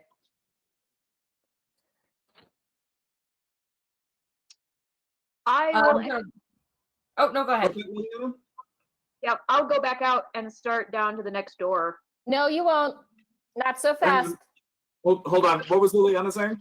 Oh, I was going to say I was going to reach in my hand and try and grab one of the jars. You do it. I wasn't brave enough. You successfully grab a jar. Would you like a jar of toenails, of hair, of pickled flesh, or of some kind of just murky liquid. I'm gonna go with hair. Okay, you have a Or jar. hair. You have a jar of pickled fire giant hair. Nice. Oh, from what the notes said, a lot of these had properties that would extend life or strength, things like that. Fertility, and he looks at the murky jar of liquid like really warily and like super grossed out. And just kind of like that's probably the first time you've ever seen Oz look grossed out. Either this guy was trying to find a cure or just something, or, find immortality, or he had a really weird fetish. And, like, we're not going to judge him today, but I'm definitely going to take some hair. I'm definitely judging Why would him. we not judge him? He's a weird old man. No, this guy is creepy. And I know creepy. I was raised by creepy. I can tell. Vera just Liliana an approving look as she takes the hair. All right, on to the next room. Yeah, on to the next room. Okay. Next room is there's no door. There's just a hallway down into a significantly larger room. And as you guys creep down that way, darkness does not actually block detect magic. So even beyond the scope of your light, within 30 feet of me. I'm sorry? Whatever's within 30 feet of me. Yeah, everything in this room is within 30 feet of you. You see a lot of magical shapes. Okay. Most of them are potion shaped. You can see just these small, like vial-shaped, glowing objects, kind of in a circle around you in small clusters and individual things. You can also see kind of up on the wall a little bit are several others of various unidentifiable shapes, because all you can see is kind of this blue glow from them. There's not a lot of definition. But as you go around the room, you see a number of potions. You see hung up on the wall an ornate, very well-made leather bag hanging from a spoke on the wall. You see kind of a wand in a... Calm down. You see a wand in a... see, this is what... We get the good stuff. There's a wand in a ornate holder. There's what looks like some kind of like goggles with a leather strap on it hanging from a peg next to the bag. And then in a small glass case, there is just a pearl sitting on a pedestal. And then scattered around the rest of the room are potions. Most of them are in progress. There are lots of experiments that look like the glass has just blackened and melted. Right? Presumably, when the wizard died, all of his things that were currently brewing continued to do so until they failed, and most of the equipment is destroyed. But there are 5, 6, 7, 8, 9, 10, 11, 12. There are a total of 13 potions that appear magical. They have been finished, bottled, corked, Do etc. any of them look like healing potions? I am going to give Liliana first crack at all of this, because this is specifically what she was looking for in the other room, and you guys were like, no, everybody else. So Liliana, what do you want to go for first? I want to go for the bag first, I think. You're going to go for the bag. You have the bag. Okay, what does it look like? It's a very thick leather bag, and it has kind of golden arcane writing through it. The straps are very nice. All of the binding and clasps are of some kind of silver, but much stronger. it is a very fancy, very nice leather satchel. Awesome. I'm gonna take it. It's mine now. You- potions. I'm gonna put the jar of hair that I just got into the bag. Okay. You open the bag and drop the jar into there, and there's no, like, the bag doesn't get heavier. It's not like it just like you don't feel a weight at the bottom, and you kind of put your arm in and in and in and in, and there does not appear to be a bottom. So there's no need to identify this. It's a magical bag, and it didn't try to bite your arm off. So it is a bag of holding. Woo! Yay! Yes. This is one of the things. This is one of the things I was looking forward to with the modified inventory system, because a bag of holding becomes, oh my god, so much more valuable. I feel Bags like of we holding should are use cool. initiative on this looting. Okay, Liliana got to go first. Everybody else roll initiative. If you would like to roll initiative to loot, go for it. Oh yeah. No. It was a joke. Oh, Um, okay. yeah, I'll just start like looking at the different kinds of magic and just telling people what things are as they start to pick them up, or what school of magic they belong to. Can I Okay. claim the goggles? I'm sorry? Can I claim the goggles? Yeah. What school of magic emanates from those? All of these items are enchantment, Okay. except for the pearl, which is magical but has no school of magic. Mm-hmm. Can I put the goggles on and see what happens? Okay, you're going for the goggles. I like imagining this scene because Talia has the only light source, and it's a 10-foot radius of dim light. So what I'm imagining is like Vera runs over to the wall, grabs the goggles, and like grabs Talia, and he's like, "Quick, put the light on this." And meanwhile, Oz goes over to another person, grabs Talia, and is like, "Shine the light over on this. What's this one?" She's just being grabbed at different parts of the room. Oh yeah. Okay. Should I roll a you've- Constitution save to see if I maintain concentration on detect magic? I'm just If kidding. you would like to do that, you may. Vera, you put the goggles on and you can't see anything at all.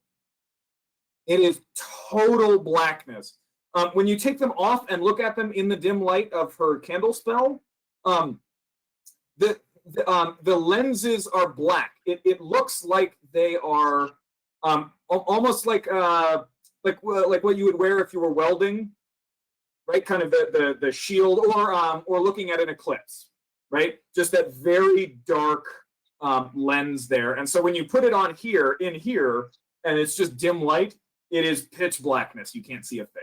They're sunglasses. Oz. Okay. Do you guys want me to just tell you everything you have? Yeah. Well, you're gonna have to identify it. So do you want to take the time to identify it? Yeah. Or do you just want to grab it all and keep going? Let's just I would suggest we take it and then we go back and regroup, because time's wasting. That's just what I'm going to say out loud to everybody, and we got to figure out what's going to go off with the firebomb in there, and I'll tell you all about that later. And Great. Oz, Well, I have a bag that we can put literally everything in. So load it up. sweet. Oz, knowing what we Right. know, Here. Oz, knowing what we know from reading his notes, how do you feel about drinking any of these potions? How would we do that? Yeah. Do we want to take them is the real question I'm asking. Of course we would take them. There's no reason to leave them here. Sell them or whatever. You can give them a first look over. It's nothing. He said there weren't any bad at this stage in his research. Everything was good. Everything was, this is almost his most refined crafts. So this is Yeah. absolutely feasible. But lycanthropy is not something to mess with. We'll read the labels. Do they have any labels on them, Josh? Or just the blue? The potions do not have labels on them. disaster wizard doesn't know his own potions. Oh boy. Just got him out. Okay. All Stick 'em right. in the Well, we'll bag. just put them in the bag, I suppose. Are you sure it can hold everything, Liliana? Well, I dropped something in it and it is not there anymore because the bag is way deeper than it looks. So yes, throw it all in. We'll see what happens. I just put the goggles up on my head like this. Okay, you've got the I- goggles on your head. So I I have would a actually. Yeah, they're adjustable. tiny head with these Yeah. huge. So you put it on and the adjustment strap like hangs down halfway down your neck. Yeah. When you turn and look, like it kind of whips around and hits you. Yes. If no one has any objections, I would just slip the pearl into my pocket. Okay. I so you've lost got the mine. pearl. Is everything else just going into the bag? Mm-hmm. Cool. I've created a new PC in Fantasy Grounds that's called Bag of Holding. Nice. And so, Awesome. we'll just use that. It's got its own inventory, and so everything that's in the bag we'll just put in that PC's inventory. And Mary, whenever you join the game, you can claim the Bag of Holding as the owner. Okay, awesome. Okay, you just kind of scoop everything into the bag. It never gets heavier. Cool. And continue down. There's a doorway on the left and then a passageway into a larger room on your right. Which way do you guys want to go first? Go left. Sure. Liliana throws open the door. Is it- Everybody roll. No, I'm kidding. This looks like where Kingrave slept. There's a very small bed. There's basically a small wooden cabinet with a hole in the top. A privy. There we go. That's the old. He was a wizard who cared about his bowels. So, Oh, yeah. despite the fact that he apparently was full of it. So there's a small bed, there's a privy, there's a small washstand with a kind of a white porcelain bowl on it, and then there's a large cabinet and a chest. Inside the chest is a large number of gold. Okay. A large, yes. Majority of it is gold, a small smattering of silver, and then a decent section of platinum. I assume you guys have Oz just like pick up the box and just like empty it into the bag of holding. Yes. So I'll put it in the character sheet later, but that's 76 platinum, 2,378 gold, and 153 silver. Sweet. We've been D&D poor for a long time, guys. Yeah. Maybe we can get a room now. True. Are there And then- any? I'm looking specifically for books, and I'm looking in all the unorthodox places that a girl with several siblings happens to hide her precious books from her younger siblings. Between the bed and the wall, you Yeah. know, Behind Roll an investigation check with advantage. underneath okay. the blankets, you know, just all sorts of stuff. Yeah, In the cabinet. behind the Yeah. cabinet. Yeah, Vera, you look in the cabinet and you find row upon row of fine robes. It's divided into two. So on one side are just fine robes and underclothes, and then on the other side are like a blacksmith's apron and thick gloves and all kinds of stuff that it looks like he would have worn to use in his lab. Throw them in the bag, we'll sell them. It was A a 16. Not great. 16 looking for a book. Any books, papers, blah blah. This my room stick. is incredibly small. It's really tightly packed. You find no books or writings or paper of any kind. It looks like this room was for sleeping, keeping his clothes, keeping his money, and splashing water on his face. And like every other second of the day, he is in one of the other rooms doing his thing. Gotcha. Vera. So, just judging by relative height here, if I find the nicest pairs of like shirts, can I make myself a little dress? Kingrave isn't a large human being. Sorry, wasn't a large human being. You could, but you would want to wear something underneath it. Okay, but they're Put nice. put it that way. One of his shirts, a belt, and some leggings, and you're all set. Okay, I will totally steal like the top 3 prettiest shirts. Later conversion to little robes for me. I just look at the contents of his closet and shudder a little bit and move on. I'm just I'm taking all of the rest of them in the bag so that I can sell them. So I'm gonna go ahead. I'm gonna go ahead and cross off. I'm gonna go ahead and cross off 3 of Kingrave's nice shirts, and I'm gonna write all of Kingrave's clothing. I want to spend like a minute or two like holding up various versions to myself and being like, is this one prettier? Is this one prettier? What do you think? A girl, like a young girly side of Vera that you guys have never seen before comes out a little bit. And Talia, give me an insight check. Okay. I'm into textiles. I'm just planning the estate sale we're basically going to have. This is going to be great. 11. 11. Okay. This is connected. Like this attitude is connected a little bit to like when you first saw her after those 18 days. She was a little bit wild-eyed. Like it's a little bit reminiscent of like somebody who's just gotten engaged. I actually am familiar with some aspect of that feeling, so I'll just give her a little smile and a pat on the head and say, Mrs. Mayweather, I think that one brings out your eyes quite nicely. I thought so too. Thank you, dearie.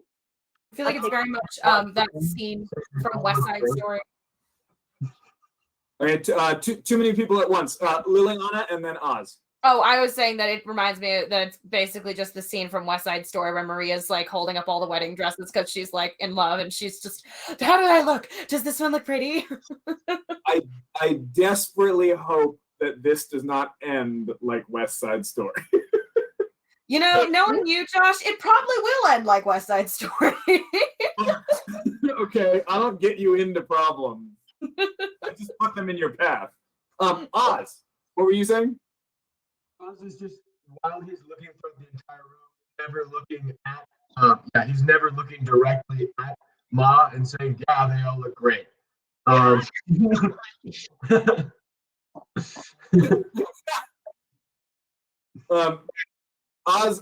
meanwhile, oozes sincerity. All right. Very high sight. In the very last room that you see down here, this is the largest room other than kind of that massive chamber with the elemental cage and the symbol on the floor. And floor to ceiling, wall to wall, with these narrow passageways between them are cages upon cages upon cages.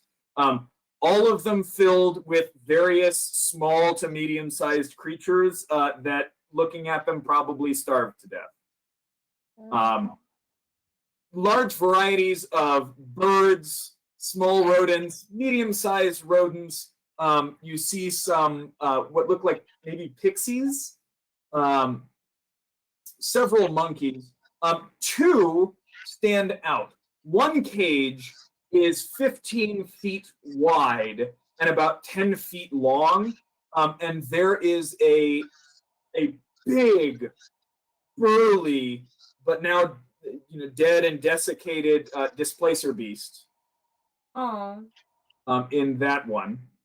And then on the other side, there's a nice big spacing in between it and any other cages. On the other side, there's this giant like rainbow colored snail shell. And by giant, I mean this thing is about 3 feet in diameter. Was it a and flail tail? Until this very moment, I never wondered what a snail that died and sat there for a year would look like. But I'm assuming that like underneath this shell, there's just like dried, it looks like paste almost. It's with like pock marks in it because as it dried and like some of it settled and I don't know. Yeah. And that's there. The things D&D makes you imagine. Yep. Never thought I would. Before. Needed another one shot.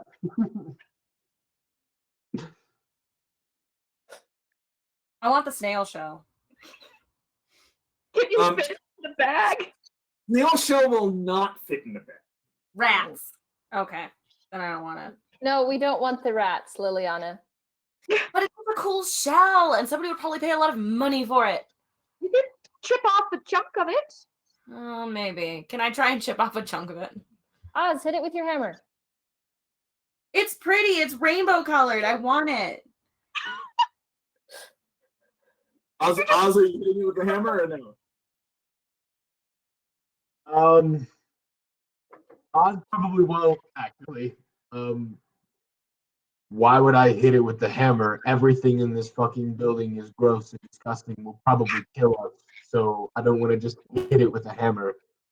Your hammer hits people You're bloody learning. and dead. So I don't think there's going to be much of a difference between it hitting something already dead and hitting something to death. Liliana says this as she takes kind of the butt of her dagger and just goes, wham! Liliana, give me a strength check. Oh, I'm not super strong.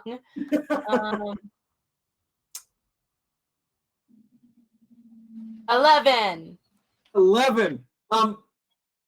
Actually, the hilt of your dagger dents a little bit. Aw. Oz's hand twitches. Oz's hand twitches towards his warhammer, and then kind of the picture of a gargoyle like appears in front of him, and his hand goes away from his warhammer.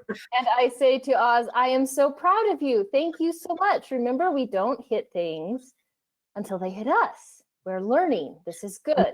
Liliana, we're still working on it. I'm going to punch Talia like right now. Like I'm going to punch Talia.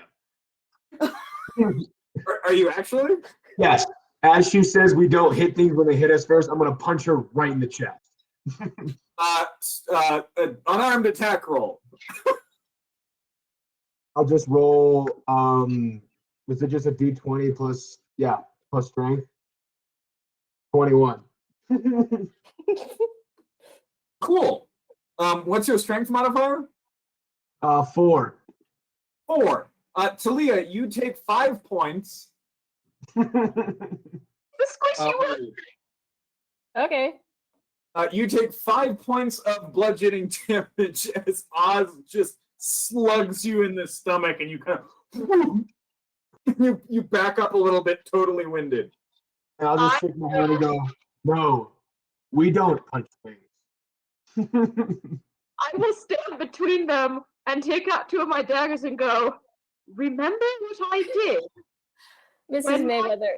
Would fight. There aren't a bunch of Raymond soldiers to jump on my back this time, Ma. I think I I win. really just wanted a pretty piece of a shell. My God. I am so stabbing him in the kneecap. Stab me in the kneecap. The minute you said that. All right. No, Vera, stop it. Oz, watch your mouth when you talk to Vera. Yeah, Vera, give me a dagger attack. I'm just standing by the shell watching this all go down like, I just wanted a piece of a shell. My God. Liliana, you can give me another strength check if you like. No. Yeah. It's 14. Probably doesn't hit. I rolled another 11. Because I can't roll for shit on this thing. Yeah, no, 14 will not hit him. Yeah. Which is too bad because Talia's within 5 feet, and it would have been a sneak attack. Although technically speaking, I do not count as Oz's enemy. True.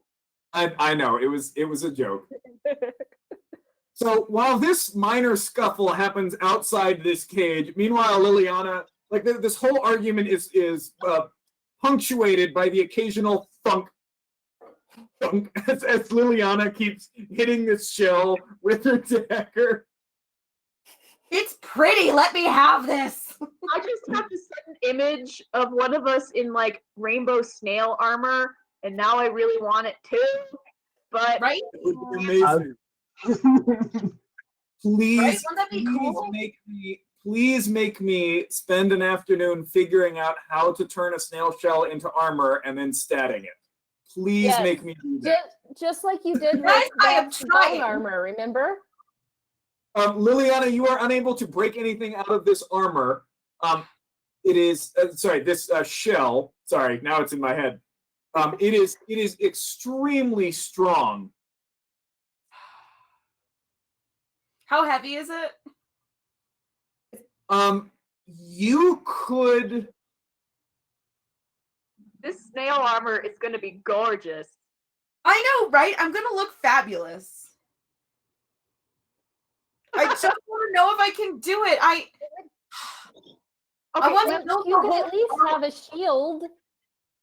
I once built a whole Star Wars race of people who have like beautiful chitinous shells, like that they wear on their backs, and now I desperately want it to come true. Okay. okay, Vera and Liliana are having a moment, and I will go over and try and help her Thank you. part this shell. I seem to recall that their shells are extremely heavy. Oh, no. Yeah, I seem to I'll just- recall that too. I want to double check. We just need to get I'll it in just the say after there's a knife thrown at Oz's knee, he'll sidestep it and then step super aggressively towards Ma. And Ma, you just see a hardness in his face that you've seen before, but never directed at you. And then he just kind of flicks you in the forehead and says, "I like you, not that much," and then walks away. There is a number. It is approximately 250 pounds. Oz, I really want this. Come on. You absolutely cannot lift it at all. Fine. That's The Lily. one time I want something cool and I can't have it. Fine. Oz with a strength of 18, you could move it. It's not 250 pounds is not a lot of weight.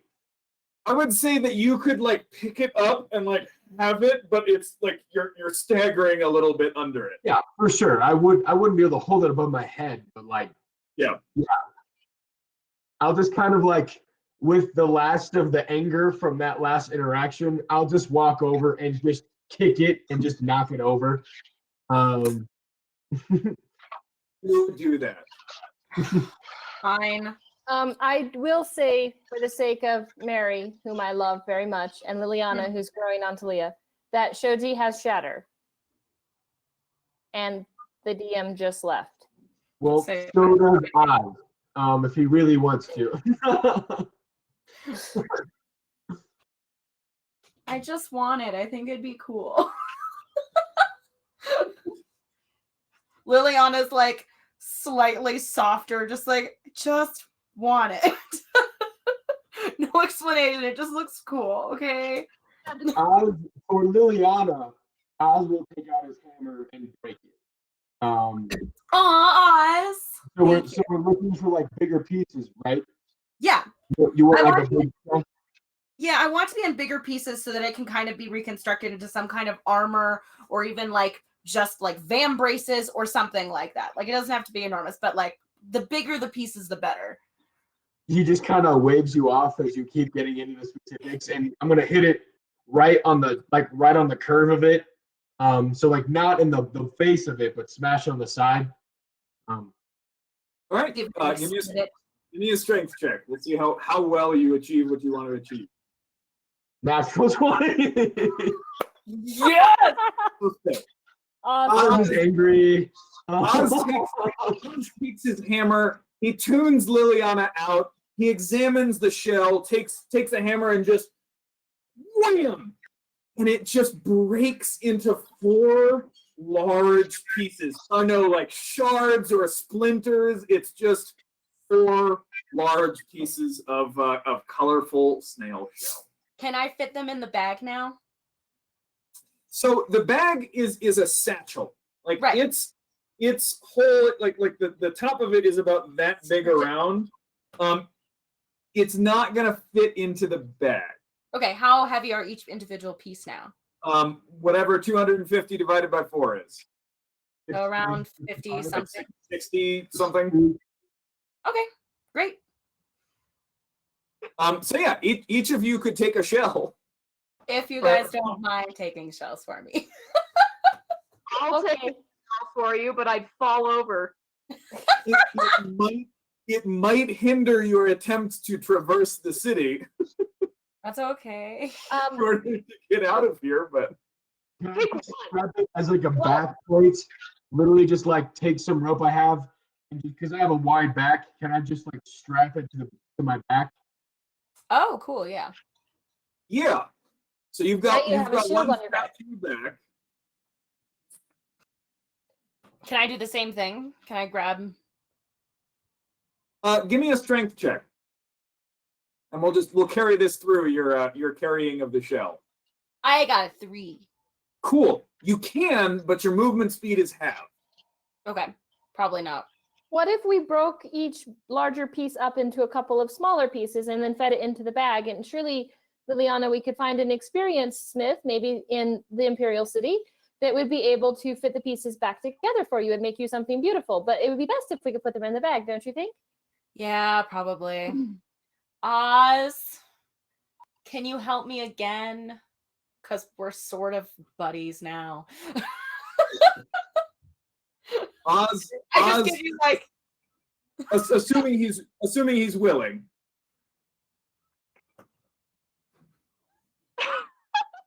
I give you like the very like sibling. I give you like the most sibling look of the like, please, because you love me. No, Because Oz we're does not do it. friends. Oz does not do it. I'm not gonna say that, but it's gonna be the facial expression. Oh no. Nope. Fuck you. Fine. Then, Miss Show, perhaps that spell that you use that makes that horrific sound, would that work? Would it break it? Oh, I'm sorry, Shoji. That has to be me right now.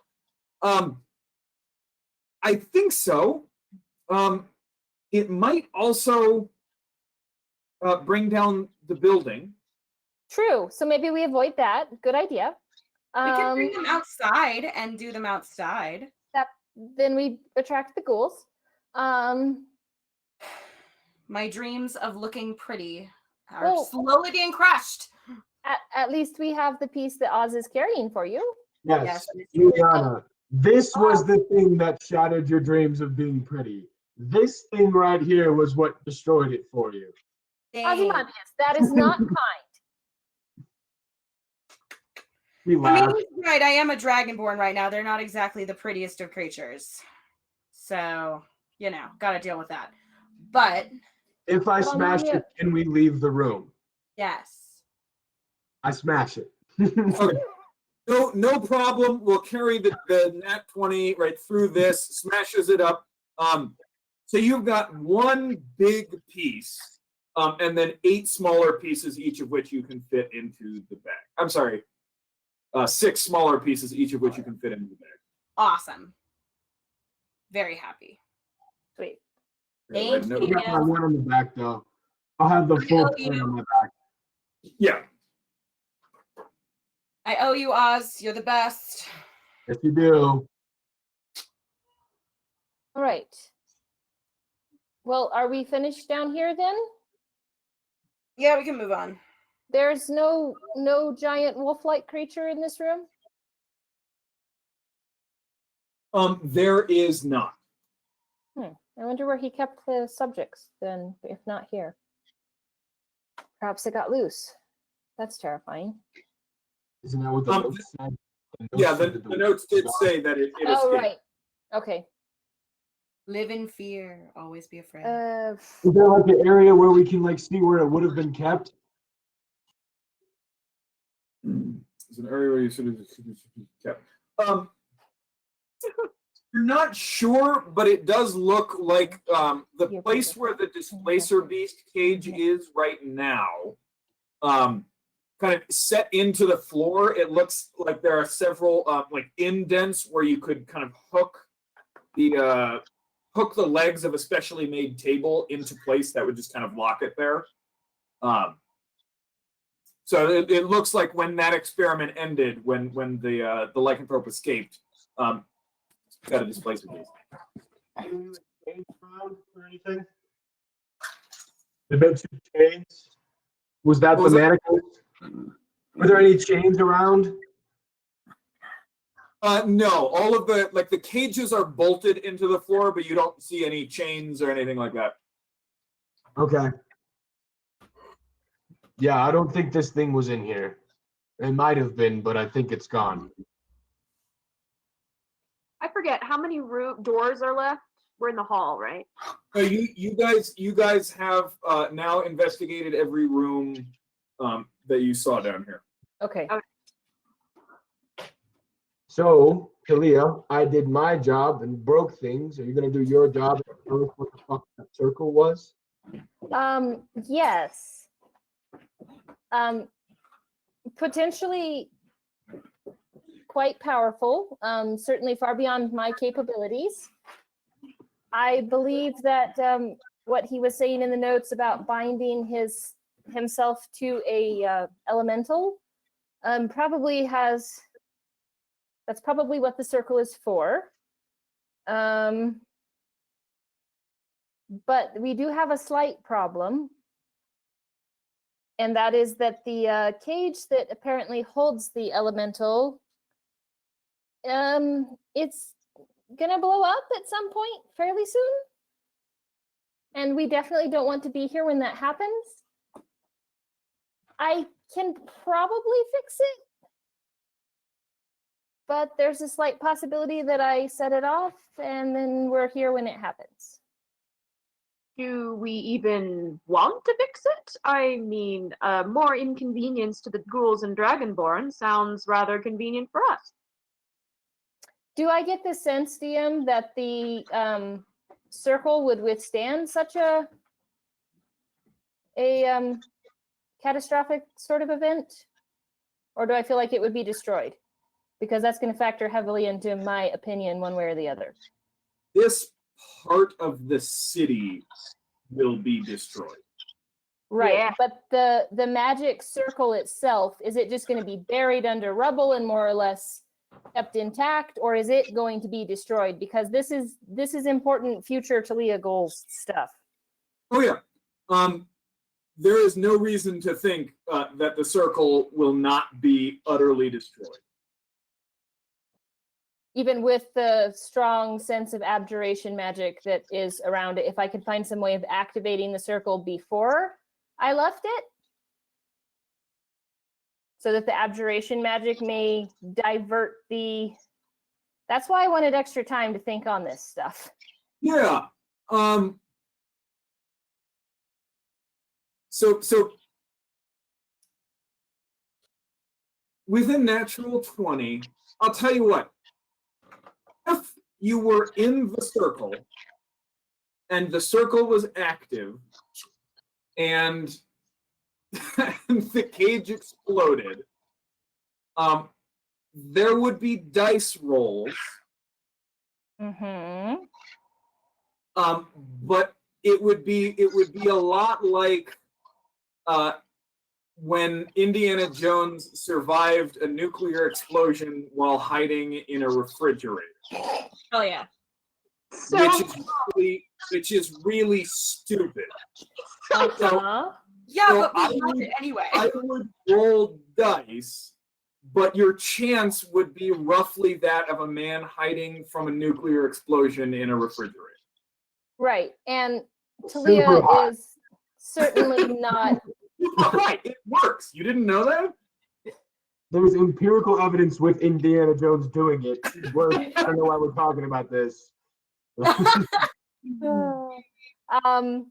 Yeah, no, Talia's not stupid. So, okay. And she also has goals. Okay, well, Now, from what you saw of his notes, you haven't really dived into kind of his actual experiments and notes on how and on all of the minutia. You might be able to figure out how to fix the cage and operate the ritual. Okay. Or, yeah, you could allow this to be a bomb and nuke the ghouls. Here's plan. well, as much as I appreciate the thought of causing our undead friends some distress, Mrs. Mayweather, I do have to say that what is present in that circle is priceless in terms of money and in terms for potential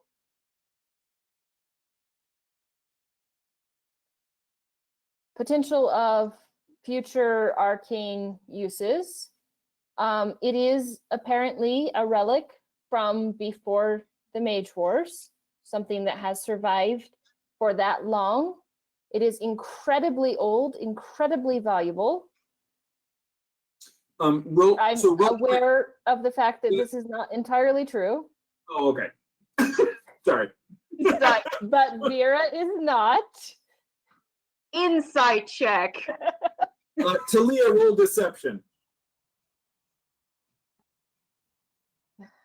Tobias always said I was a rotten liar. Okay, let's see. Where is it at? And then Vera, you can contest that with an insight check.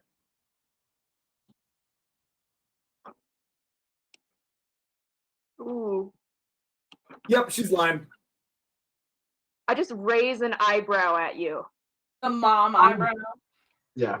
Oz will step forward and say, sure, it's old. You talk about progress. That's what this man was after. This is an evil man. Anyone can walk around and see what was done here. In the pursuit of progress, evil things are done. This thing needs to be destroyed. Well, there is evil progress, Osmandius, and there is progress which is perpetuated by those who do not have evil intentions, which is something I attempted to explain to several people throughout my life. And Mrs. Mayweather, this is important to me, and I'm asking you. What are you going to do? Are you going to sit here and No, eat the rations and watch this thing? of What are course you going not. to do with this? I'm going to leave it here. Okay. And I'm going to pursue knowledge elsewhere. We will seal it off. It was incredibly difficult for us to get here. It took us the better part of 2 weeks. But Oh. dear, we know So what that happens if somebody else finds it? Kelfir is coming here. If Kelfir were coming here, he would already be here. We might have been. Talia, did you Yeah. ever look at the crystal ball? Yeah, I was planning on picking it up. I Okay. said so, but I left it in the room for now because I didn't want to lug it through all the dungeons you that we. You But didn't it's still actually. in the room. I haven't picked it up yet. It's just this little ball about this big. I know what it is. Jenny knows. Talia may not have figured it out yet, but Jenny knows what it is. She thinks. Hey, go look at the ball. Drift globe? We were trapped in these halls for 18 days. What's not to say that your friend, Mr. Kelfir, isn't exactly where we were? Because He'd be he's really smarter than we funny. are, no offense.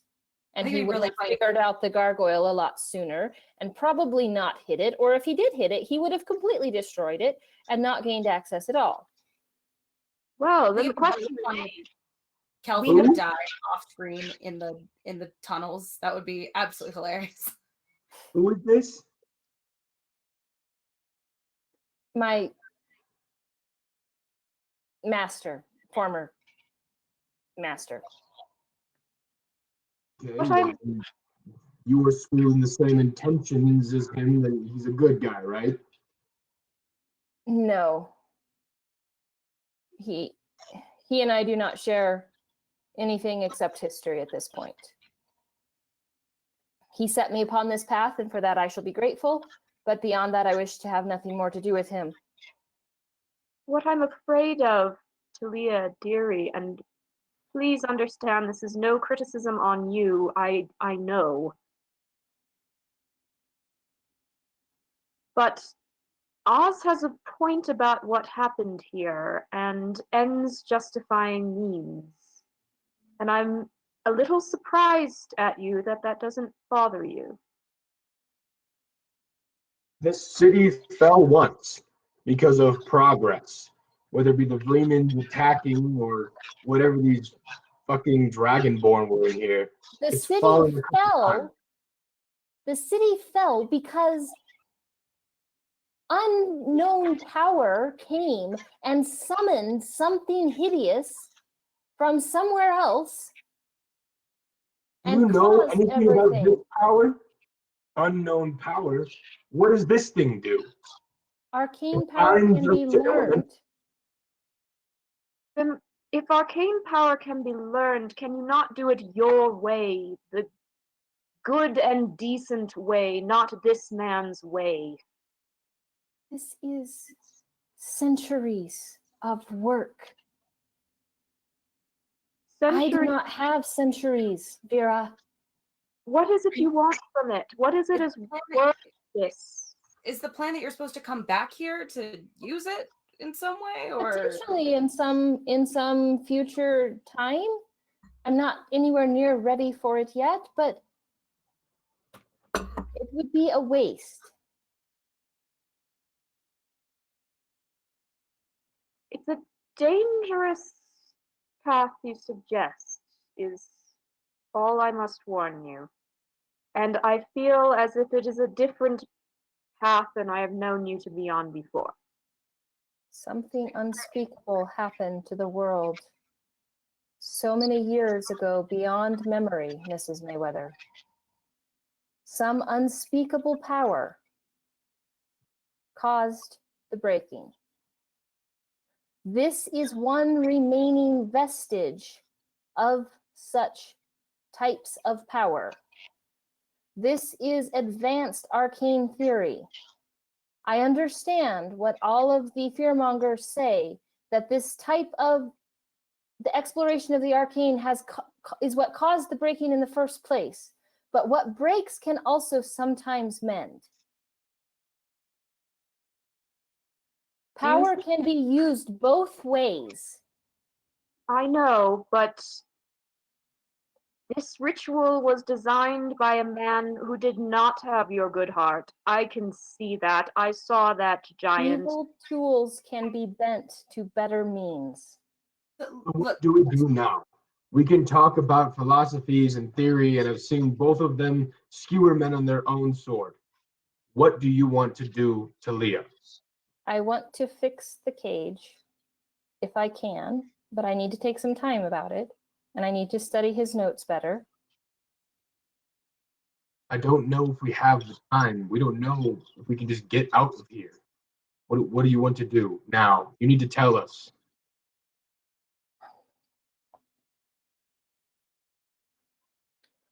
We got here once. I don't know how we get back. We tried clarifying with the DM. We've been out on the lawn before. We walked out. Oh yeah. But we Yeah. can get back in to this Oh yeah. room. You can walk right out the front of the door and you're in on Westershire. Leah, my one problem with this, like, look, as much as I loathe to admit it, I trust you more with this than somebody else with this.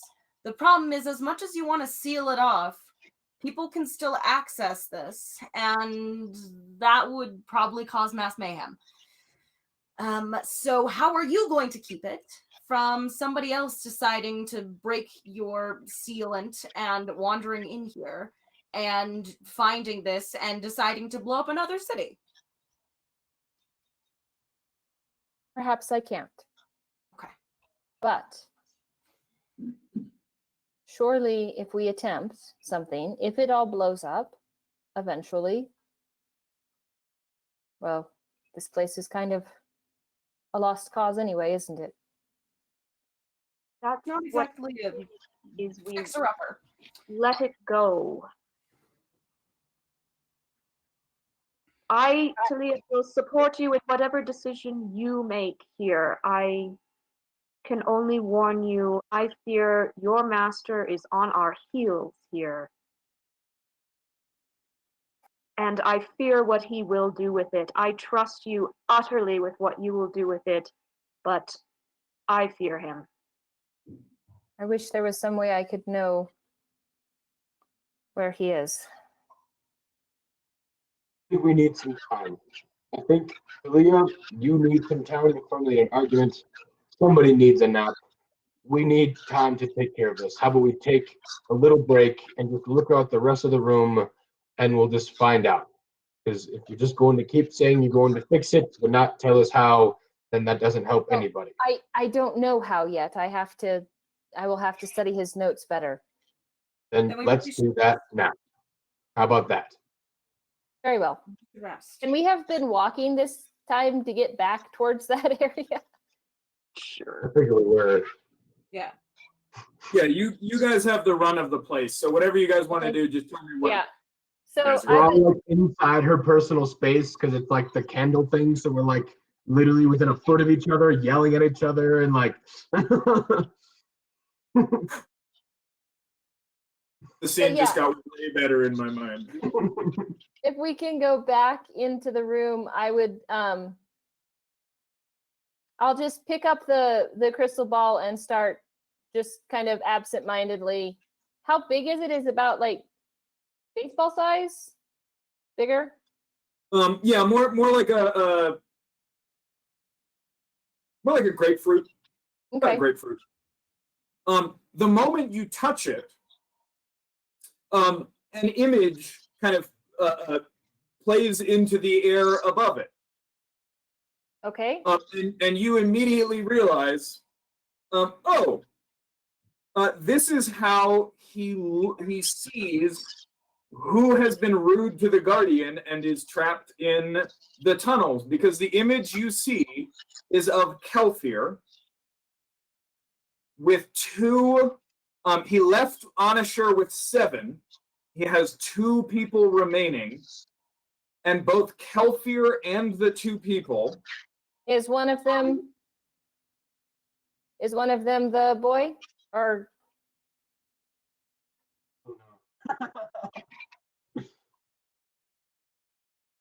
Oh, Neither of them is the boy. okay.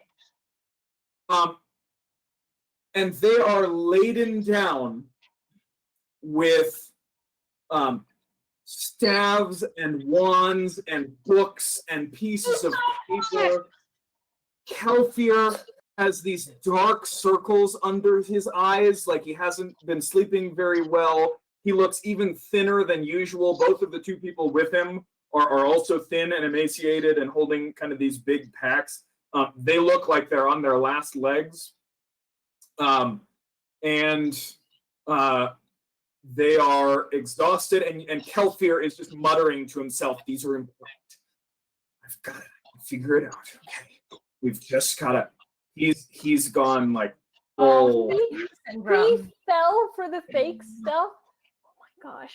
just enjoy this, Jenny. Enjoy it. Oh, definitely. Like, think about it, Talia. You know Kelthir. When somebody says you can't go in there, and and he knows that he's stronger than it, what is he gonna do?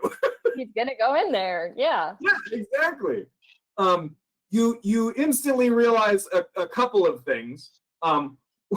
One, now you know why the gargoyle was in pieces when you got here. Uh-huh.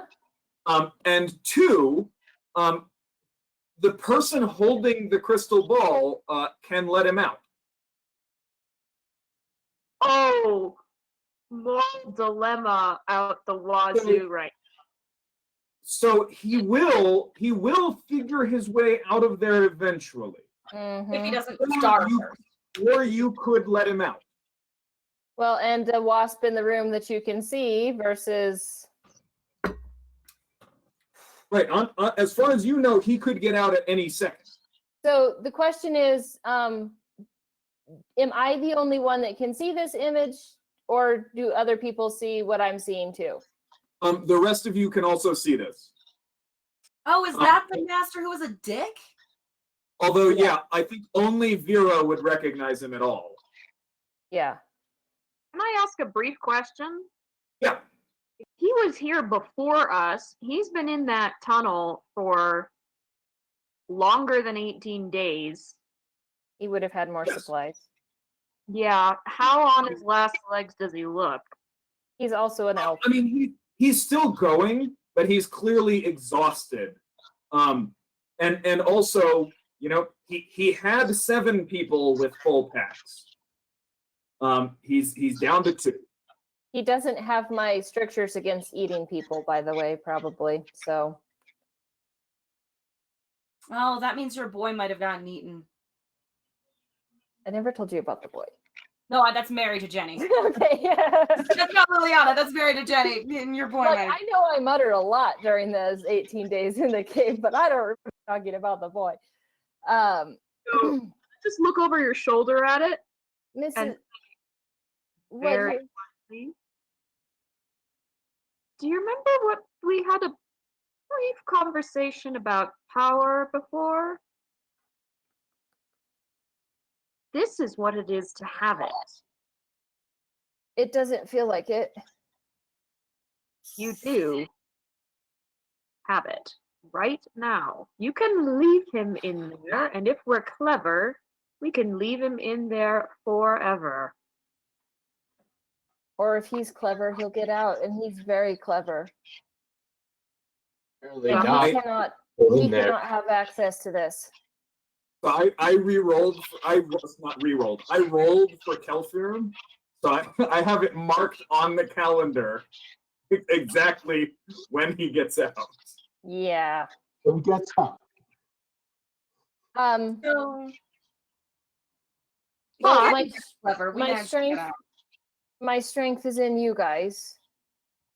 My friends.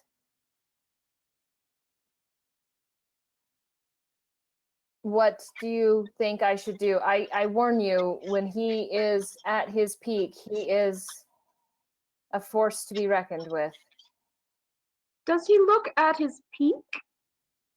Well, no. Are we But- trying to kill him, Talia? Is that the purpose of this? Is it we get him out and then we stab him? That's my question. 'Cause I'm curious. Why would we bring him out early unless we're going to kill him? Well, unless we could take him captive and take him back and let the Remans deal with him. You're planning on taking a man who is apparently wildly clever and dangerous captive and give him over to somebody else somehow? How are we going to bring him with us? Why don't we just leave him in here and let him rot to death?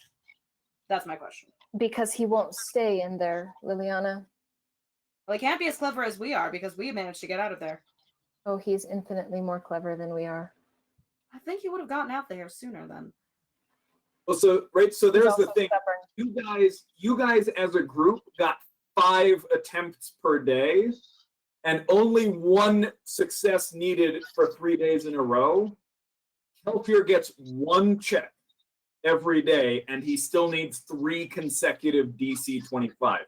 So his modifiers are a lot better than your guys, but that's a much smaller chance of success. Okay. Leah, here, So, what's the purpose? Why are we handing him over to the Freemans? What are they going to do?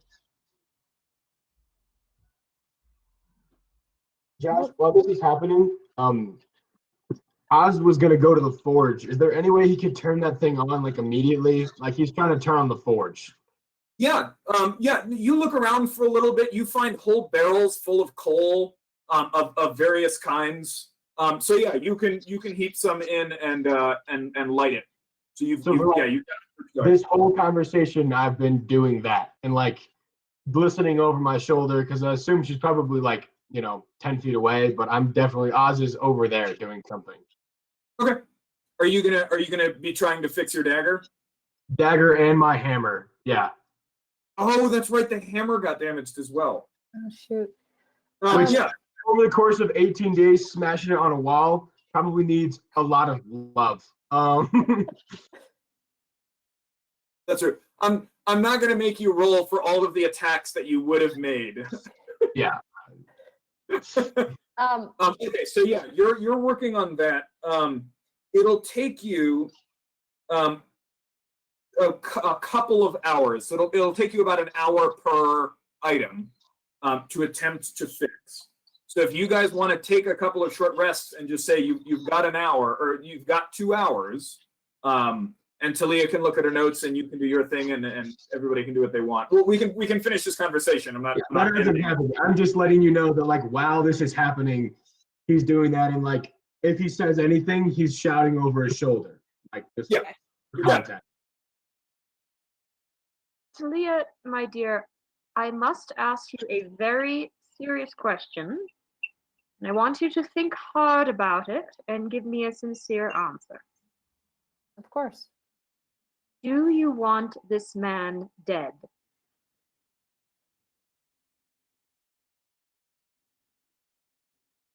You said he was the bad guy. You said that he was someone who would be someone to use this whole thing against you. And like looking on my shoulder and shouting like he's that right there and like gesturing like a hot poker at the like circle. Like that's the thing you don't want him to get. So why would you let him in here? I didn't say let him in. I understand this is a man who has been a father. Do you want him dead? Because that Yes, will my father. change the decision we make Guys, right. your father? No. I said a father. Should I roll for it, Josh? Could I roll and see exactly? Because I have that, I have a fear, I think, is what I have. Is that what it is? It's not hatred, it's fear. Fear of Kelfir? Yeah. Yeah, if you're not sure. Yeah, I'm not. How Talia would so don't roll yet. Let me describe this. If you're not sure what Talia would do here and you want a little bit of help, sure, you can roll Fear of Kelfir. But let me know if Fear of Kelfir is overwhelming you in this moment, what are you going to want to do? And if you can overcome that fear, what do you want to do? Okay. Second part of that question, because this is a deeply moral dilemma for Talia, is she would actually want to take a couple of minutes and reach out and see what path Silhaloon would guide her down in this moment. Okay. Go ahead and give me wisdom religion. Okay, so that's I can add my proficiency. Is that correct? You are not proficient in religion. Oh, that's right. I'm not proficient in religion. Okay. So it's a D20 plus your wisdom modifier. Okay. Shoot. That is not great for me.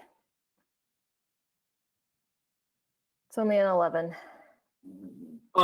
You reach out for the presence, right? Garbled and chaotic and confused as it was when you kind of finally made that contact, and you don't really get much guidance on it.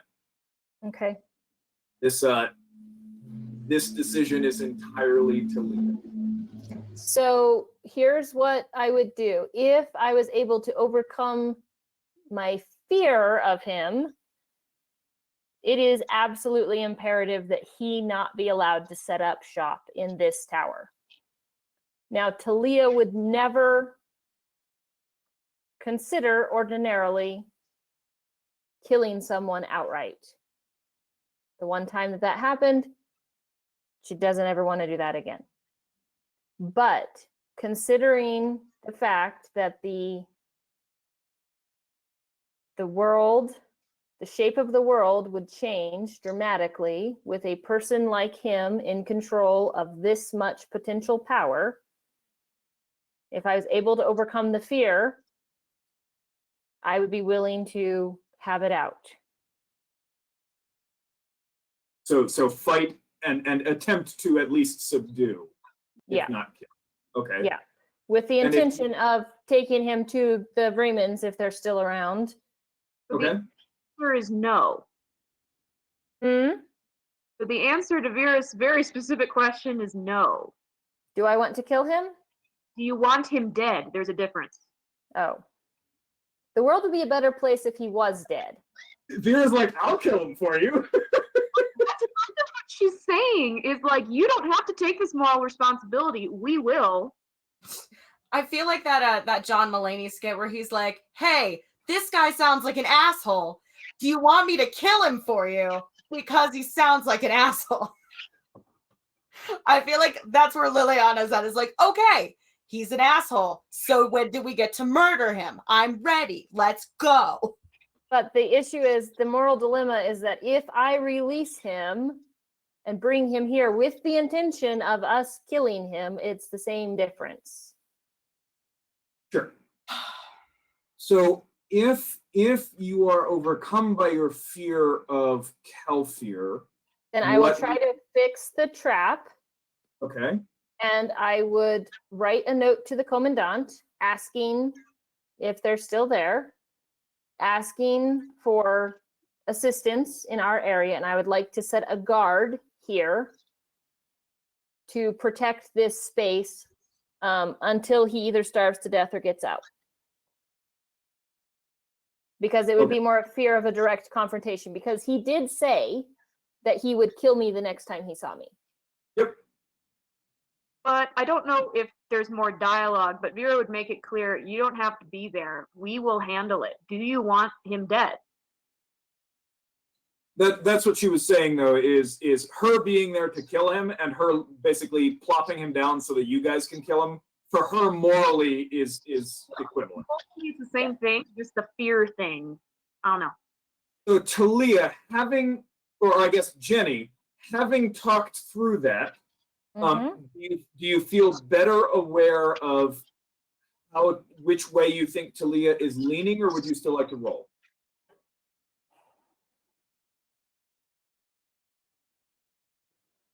I think that ultimately, yeah, I think I have a better feeling of the direction I'm leaning. Ultimately,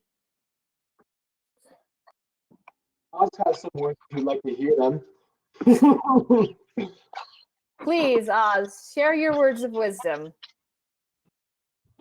I mean, yeah, he's been over here, and I don't know how much of your mental dialogue about setting guards or whatever, like how much of like your plan of what you would do otherwise besides just killing him or leaving him in there would have been said. Like how much of that was said out I would loud? have. I'm a very out loud sort of reasoner, except when I'm trying deliberately not to keep you guys in the dark for a few minutes while I figure things out. Sorry. Sure. Kind of in the middle of you dropping your "we'll have the guards show up" idea, he'll just spin around and slam his hammer on the table and be like, "What the fuck?" You would have a whole group of guards sit here and wait for this man who you believe would be better for the world to be dead, to wait here and give him his honest whatever. You would want to give him a trial or whatever. You would have other people risk their lives for his sake. Who are you to say that these guards, their lives are less important to have this man be saved, who earned his own comeuppance by being rude, and like Oz will very much roll his eyes at that, to the gargoyle. He earned that. This is his fate. You can walk away from that ball whenever you want.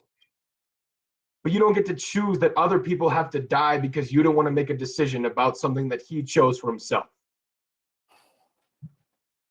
I appreciate what you're saying, Oz, but it's more a matter of if we walk away, it's an unknown entity. The guard would be not to protect him, but to protect this place from him. Then we destroy the place like we talked about before. It could die from an explosion. This man isn't worth the protection. They're not going to send a contingent out here to guard this place. They wouldn't even come with us for one mission. They're not going to post up in the middle of this godforsaken city because you don't want to have this man who deserves to die be killed. Let him sort it out himself. If he comes out, we'll deal with that. That's nothing that we can take care So of. Nothing you should would put on your- yourself. Would your advice be to then walk away, Oz? Is that what you're saying? Rather than release him now and have the confrontation, just to walk away and let him Why come would out we as he release him can. now? We release him now to kill him? Well, I believe that's what Vera was suggesting. That's my Why don't vote. we just leave him in there until we are ready to leave? Because we have more to do here. This is a decision that needs to be made now. This isn't a now question. This is a question of, do we let him figure his own way out, and we don't know when that will be, or we control his exit and kill him at our leisure?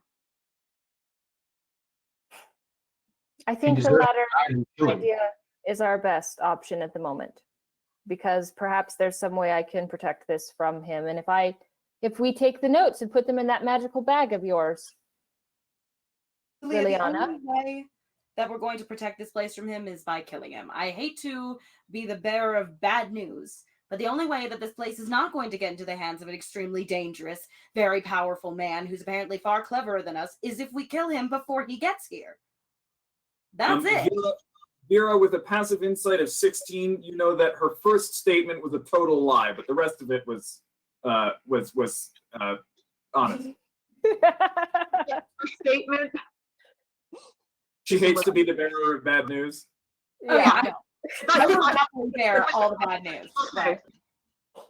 Can I like lean in, because I know we're all having this conversation out loud, and just talk quietly to Leah?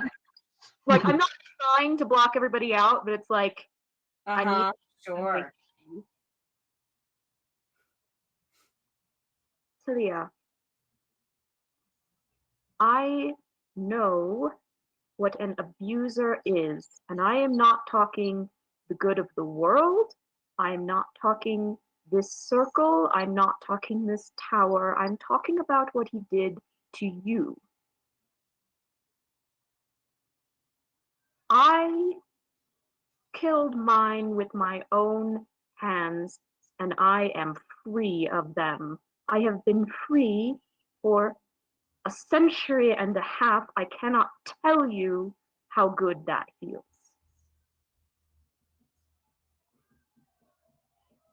Kill this man and be done with him.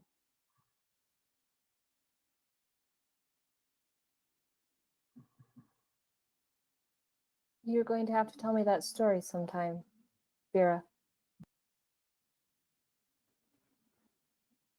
I will tell you.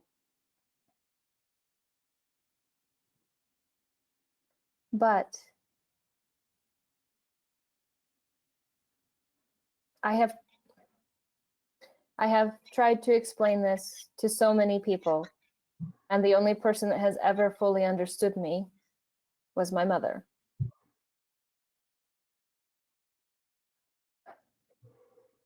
The fact is that ever since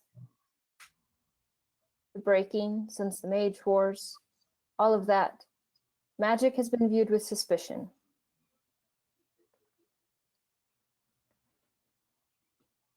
I do not wish to proliferate that perception in this world.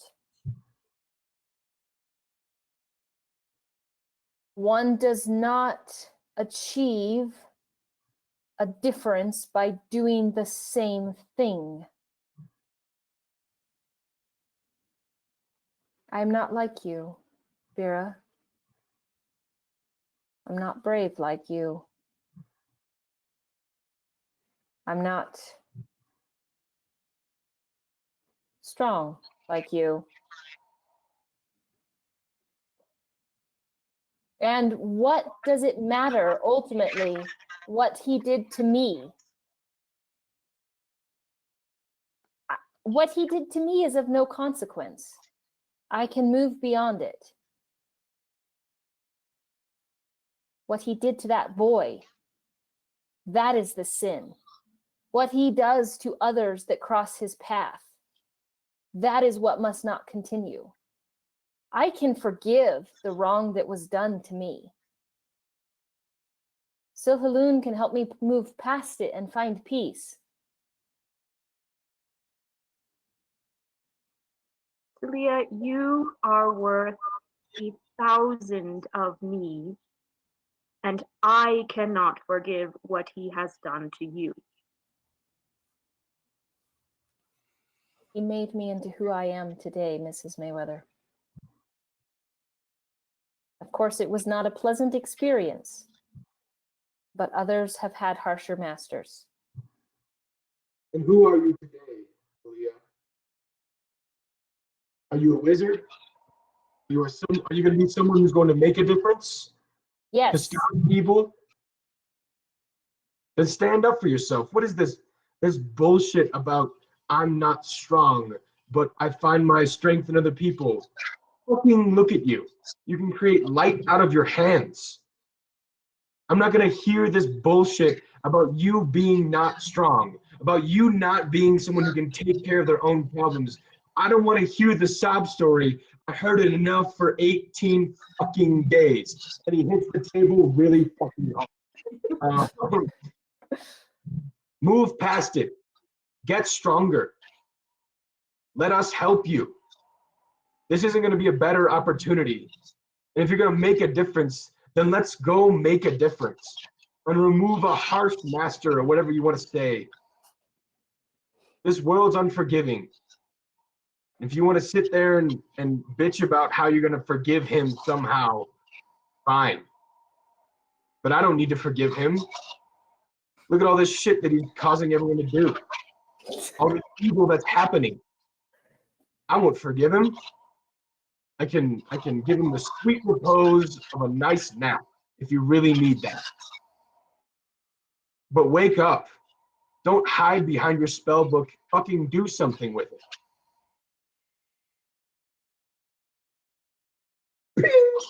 Don't forgive those who hurt other people. I'm pretty sure, if I remember correctly, I joined a revolution when I was mid-20s, something along those lines. And then I died from it. But it felt great when I was part of some kind of revolutionary group because we were really pissed off about something. I can't tell you what it was because I don't remember. But I was really pissed off and I joined a revolution and I was a rebel and it was great. And I think, Talia, that you have that same fire deep within you. And I'm pretty sure that you just need to let it out and fucking destroy this man who clearly destroyed parts of your life. So just go for it. oh my goodness. My friends, my friends, my friends. I love all of you so very much. I need you all to shut up and leave me alone for about an hour, please. We can do that for you. And Liliana and Oz, I have never loved you both more. Cheers to that, darling. Ah. After 18 days, like this is the congealing moment. This is the bonding experience. I will put the ball back down on the table. Congeal probably wasn't the best word, but you put it back down on the table. Gelling. Say we're finally gelling. I will leave him where he is at the moment, and I will go to the desk with all the papers on it, and I will start trying to figure out how to fix this stupid fire thing. You got it. I All will right. keep an eye on him in the crystal ball. I don't trust him. You continue watching him. Staring at him with rage. Liliana, Yeah. can you help me out with some more light, please? Sure thing. Okay. So Liliana, you're assisting to Leah. Oz, what were you saying? Did I break my dagger in my passionate speech, or did I fucking fix it? Like,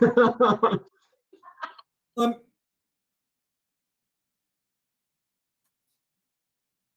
I know how to take care of weapons, Yeah. from my background, but no, I'm trying to figure out how to work in kind of the speech to it. You know what? I'm just going to give you a +2 to the check. Your hammer was really badly damaged from all of the crap it's been through. And as you were saying this, I imagine you were punctuating what you were saying with just hammer blows on it. So I'm going to give you just a little bit of a bonus to the check. So it is a. I'm trying to remember what the check is. Are you proficient with smith tools? no.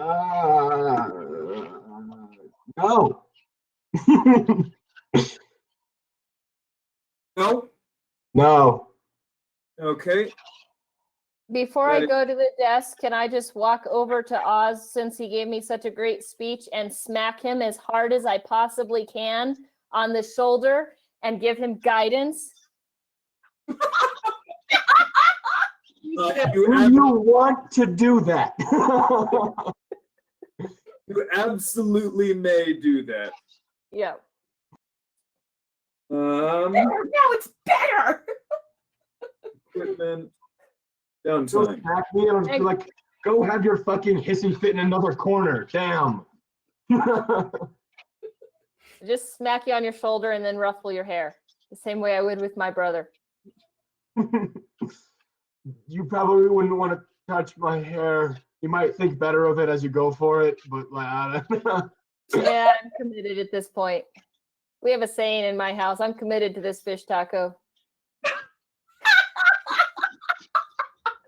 If you touch it, it would be like hard and bristly and like literally it doesn't feel like hair. Like We all need a so shower. Oz, it requires proficiency in order to attempt a repair. do I have any ability to, like, having taken care of weapons my entire life? I'll give you the check, but it'll be at disadvantage. Sure. So it's a straight intelligence check +2. With a D4. Plus a D4. All right. 1. That's not gonna look great. 2. Okay, plus a D4. All right, that's a 15. No, 16. Okay, that is successful. The first you have fixed your dagger. Now give me the same roll for your warhammer. I have less love for this warhammer, but it's gonna be better, I bet. No, it's not. D4. No, that's not. It's not a. Oh, it's just one. It's just a D4 for the first check, right? I cast it again. It's a cantrip. Yeah, it's a cantrip. She can guide you again. 12. 12. +2? Yeah, No, 12. that's 14. that's Plus 2 is 14. That's a success. You have smoothed out the notches on both of your weapons. Thank you. Okay. Vera, while they're poring over notes and things, and Oz is whacking away at his stuff, what are you doing? I am rage watching Kelfier. Oh, that's right. I imagine you're up on the table, like cross-legged, like in your meditation pose, but just watching. Okay.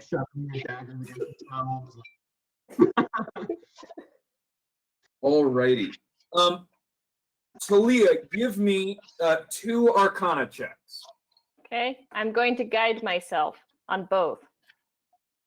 Is guidance concentration at all? I don't know. Hang on.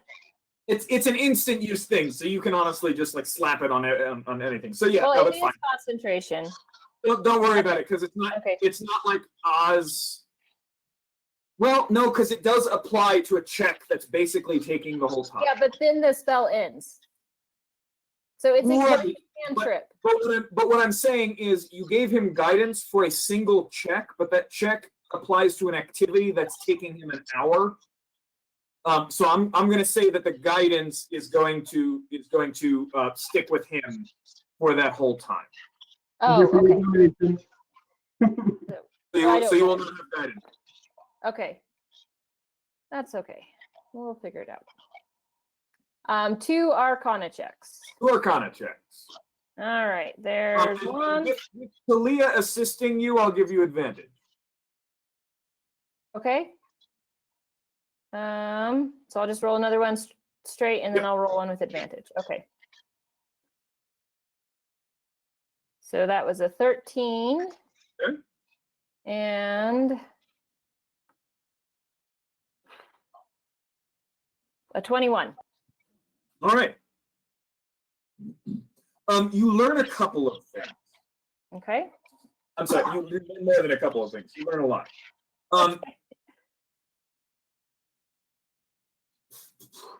So that's a success, and I'll also, right, when you had the detect magic up and you got the natural 20, right, you together this much. So with a successful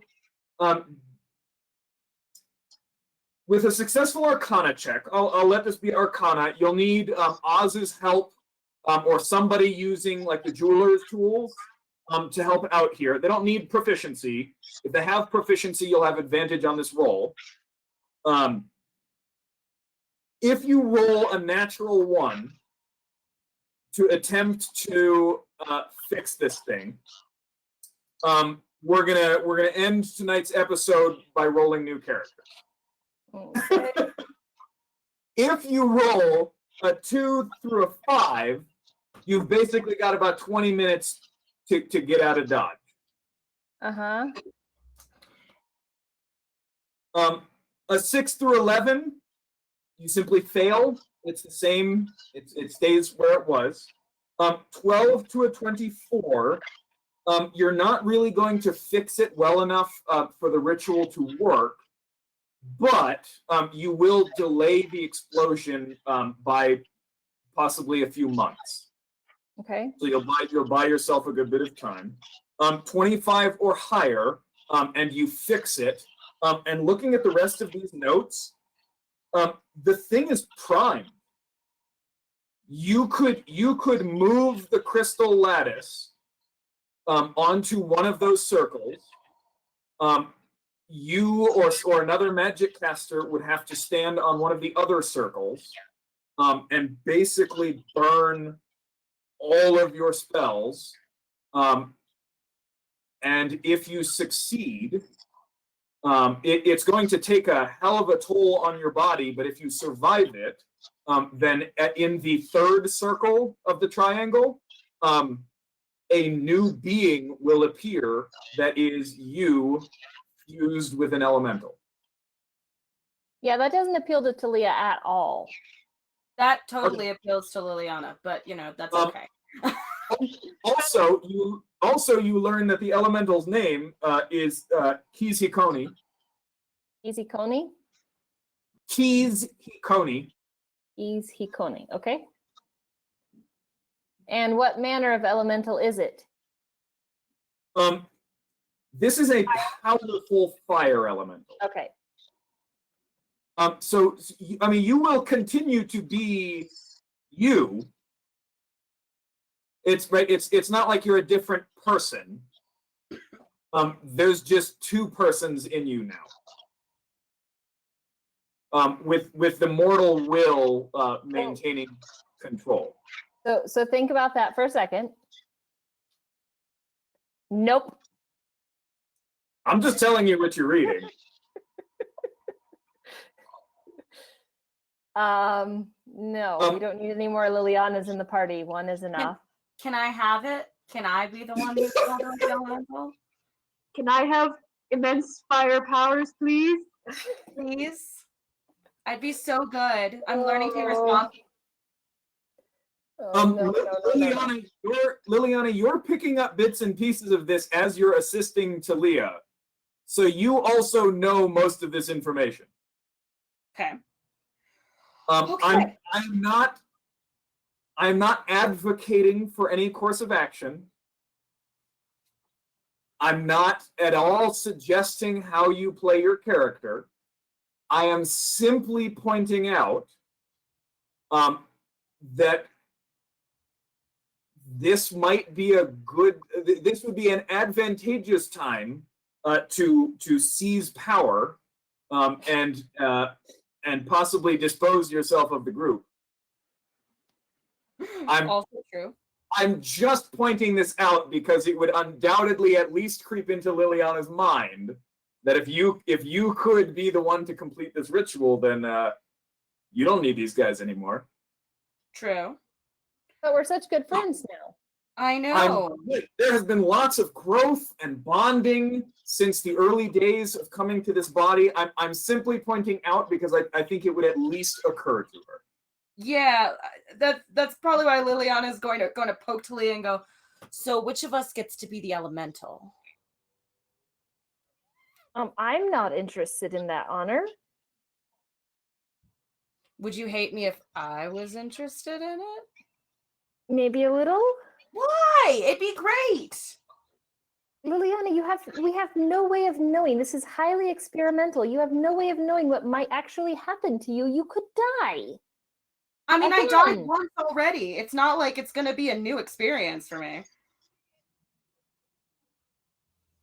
Please, can we just fix the thing? You could come back and turn yourself into an elemental later if we can fix it and keep it from blowing up. Fine. As long as we fix it and I can be turned into an elemental, you will let me be an elemental if I try? If you promise to be very good. I will do my very best. Your dumbass responsibility is rubbing off on me, unfortunately. But, you know. I will try to be responsible. I think it'd be a great idea. I mean, we keep on nearly dying every time we walk so much as a foot outside of a city gate. So why not, you know, have enough power to blow things up a little bit? We're not finished giving Oz crap about the fact that he's like, they're only ghouls, right? No, we could rip him about that forever. Yeah,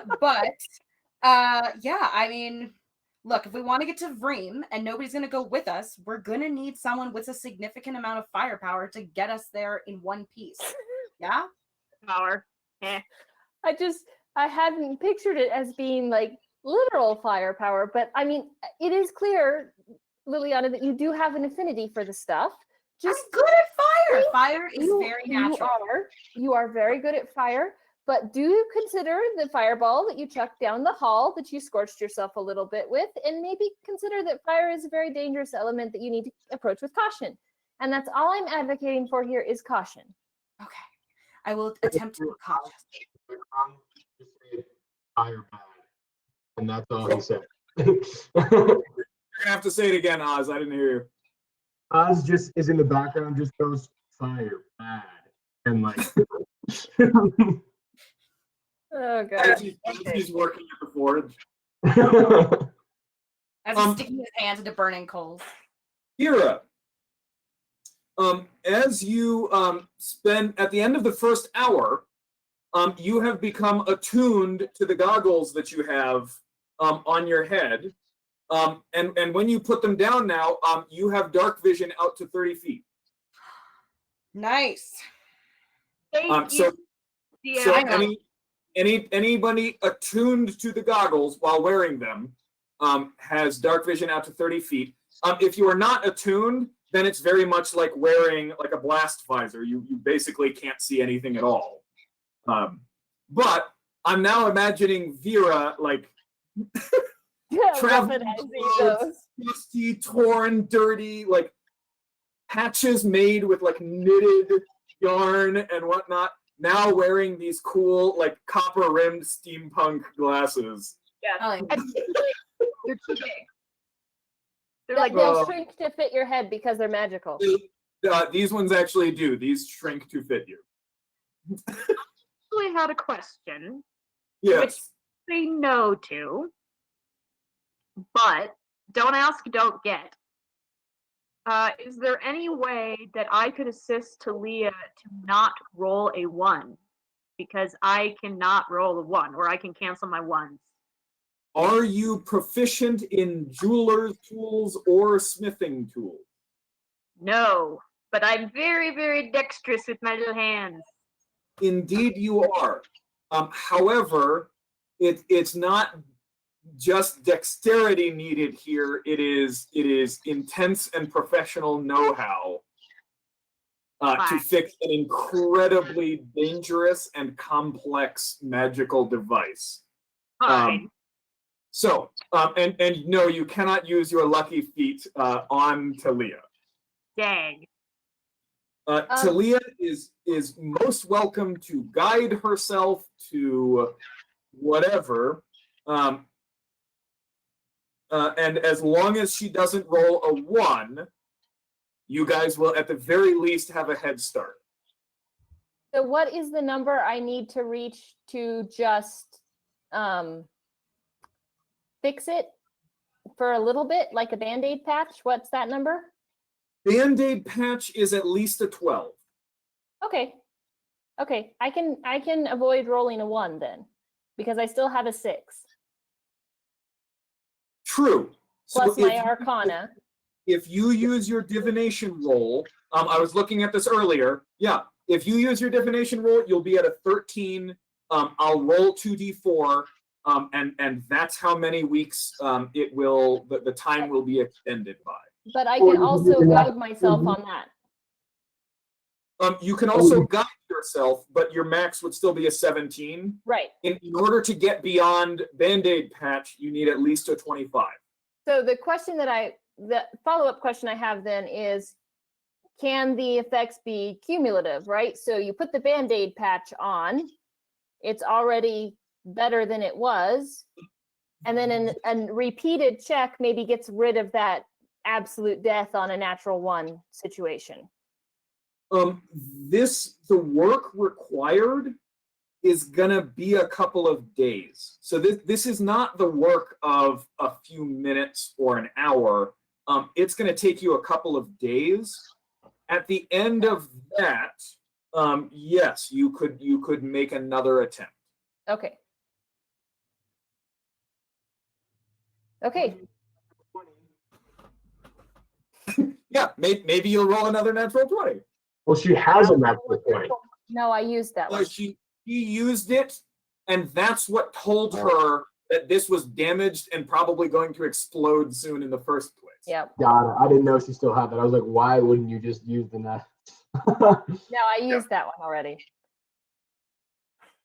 All right, guys, what do you want me to do? Do you want me to roll, or do you want me to err on the side of caution here? I will. So I am totally going to allow, like, we'll step out of the game because there is a chance that, like, everybody dies. So outside of the game, like, players, let her know if you want her to try this. Does my advantage thing, where I can just always roll advantage, does that help? Can I use that on other people? I think that's just for you. Okay, I'm not sure. I'm not super well versed in random sorcerer knowledge, but That's Tides. I believe it's Tides of Chaos. yeah. I'm pretty sure.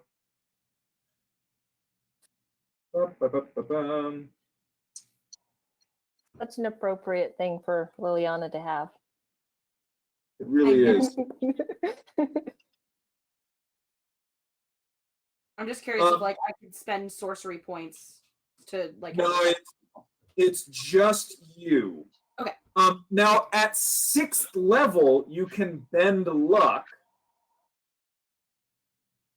When another creature you see make an attack, you're not 6th level, but No. and it's not advantage. It's just basically a bless. Okay. I say go big or go home. Roll. That's Okay. terrifying. So your modifier is like a +6 or something, right? Yeah, but it all goes down if I roll a 1, guys. it's literally just 1. So if you roll anything besides 1, we're fine. Uh-huh. I'm not gonna lie, you guys. I have a lot of investment in this character, but not nearly as much as you guys. You guys have hours and hours, and days at this point. I'm not gonna sway anyone's decision. I am always, as a person, down to just fucking roll it. Like, Okay, Mary, are you willing to gamble the campaign on a 5%? Yeah. All right, it Space it is is recorded. I have video evidence of your consent.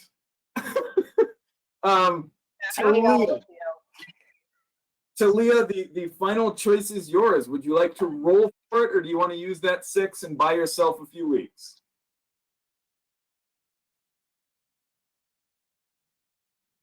what's the chance you get above a 25? Very, very small. 15%. Okay, so Because she needs an 18, a 19, or a 20. well, with guidance included. With guidance included, that goes from a 20% to a 30%, depending on what you roll on guidance. So we're thinking, okay, we blow the campaign out of 5%. We get any better by rolling at like a 15 to 30%. So we're pretty much like, do we risk a complete nuke of everybody at 5 for a 30? That's what it is. Because the thing is, what's all this deliberation you're gonna be down, you're gonna roll a 6 anyway. Yeah. Roll 5. You roll literally anything besides a 1 or a 17, 18, or 19, 20, all the above, but it doesn't even matter. So it's 100% up to you. Like, yeah. Are you gonna risk 5? Like, I'm not even putting like an "are you?" I mean, if that changed my answer, it almost doesn't look like worth risking it. Yeah. Okay. Can I ask a question, like a character question here? Yeah. If this tower blows, is Kelfir gonna die? You don't really know, because you don't know where Kelfir is. Because that would make me be like, yes, go out in a blaze of glory. That, yeah. It solves both of the moral dilemmas that you guys have faced today. It sounds like Oh, man. it's really good intentions and just failing, and we all go out in a blaze of glory. I love it. Let's do it. And for the second time, Westershire will explode. Yes. Oh, No, there's jeez. only ghouls living here anyway. This poor goddamn city. Oh, Also, thousands and thousands of people who used to live in the city Yeah. who are now living in chattel camps. Oh, that's true. Yeah. No, guys, I'm sorry. Are you gonna roll? There No. you go. I can't do it. You don't have to. Thank you, because by the end of that, I was terrified. yeah, honestly, No, Jen, I'm in it. I'm What's gonna that? give you the chance, but oh my god, I'm terrified. I wouldn't have rolled either. There's no Okay. reason. Like, it's, I mean, rolling would have given us the ability to give Liliana something. Yeah. Or we all die. I probably wouldn't have rolled either. I didn't No, want to sway you though. I wanted you to make one your of the decision. things of being a div wizard. You get to do this shit. Okay, yeah. I'm gonna use the 6, You can and I'm use the gonna guide myself. Can you just for my own morbid guess sense of curiosity just roll a d20? No, Please. we gotta know. It was a 4, so it would have been. And I did that. Yes, JD, we did that for you too. Okay. The producer is in the chat. Just roll. See what happens. Okay, there's my guidance. A 3. So A 16, I believe. 16, yes. All right. You can go ahead and roll 2d4. Okay.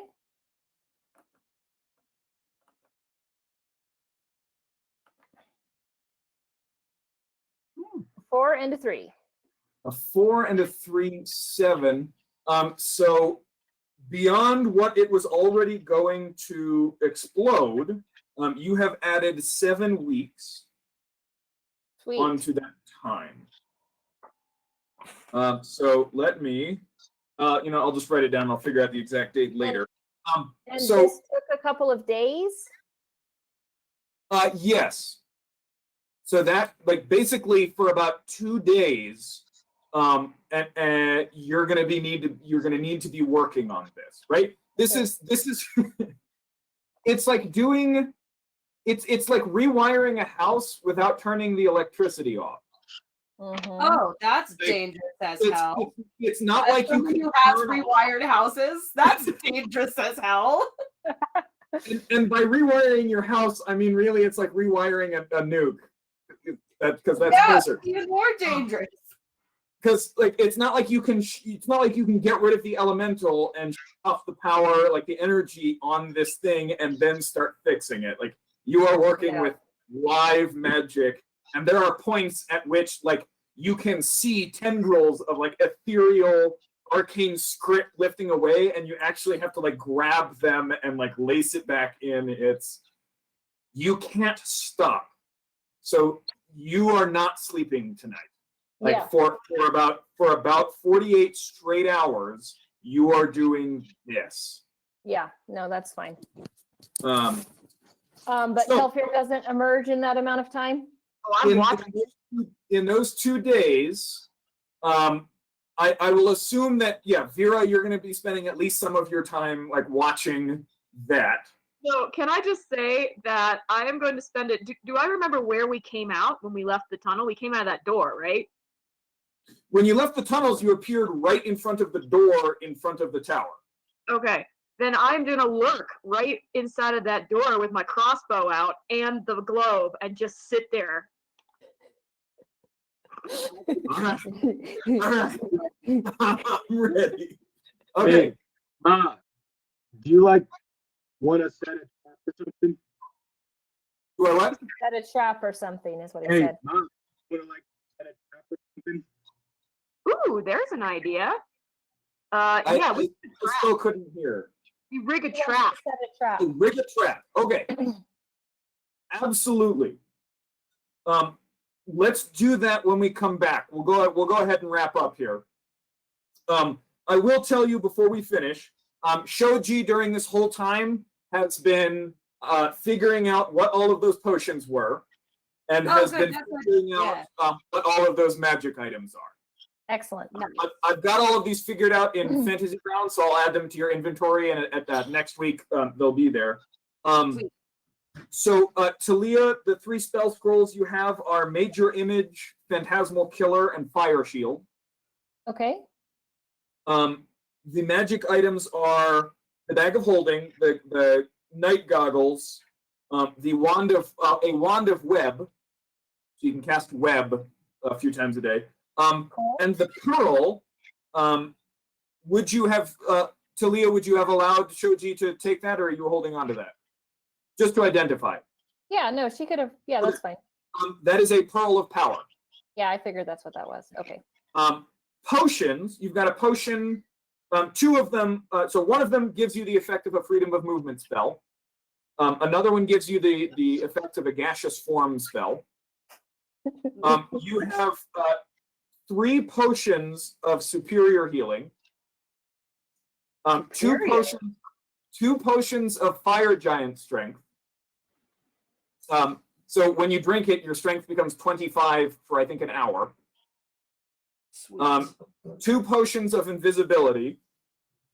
2 potions of longevity, if anyone wants to get younger. If you drink one of them, your age is reduced by 1d10 plus 7 years. If you drink 2 of them, there's a 90% chance that your age is reduced by another 1d10 plus 7 years. There's a 10% chance that your age increases by 1d10 plus 7 years. Okay, that is so happening next week. Oh Like- god. But Before you do that, I'm going to tell you all the nasty things that he puts in his potion. Oh, he still doesn't care. You know what's in the potions of fire giants drink. And then 3 potions of resistance, one to thunder, one to poison, and one to fire. Okay.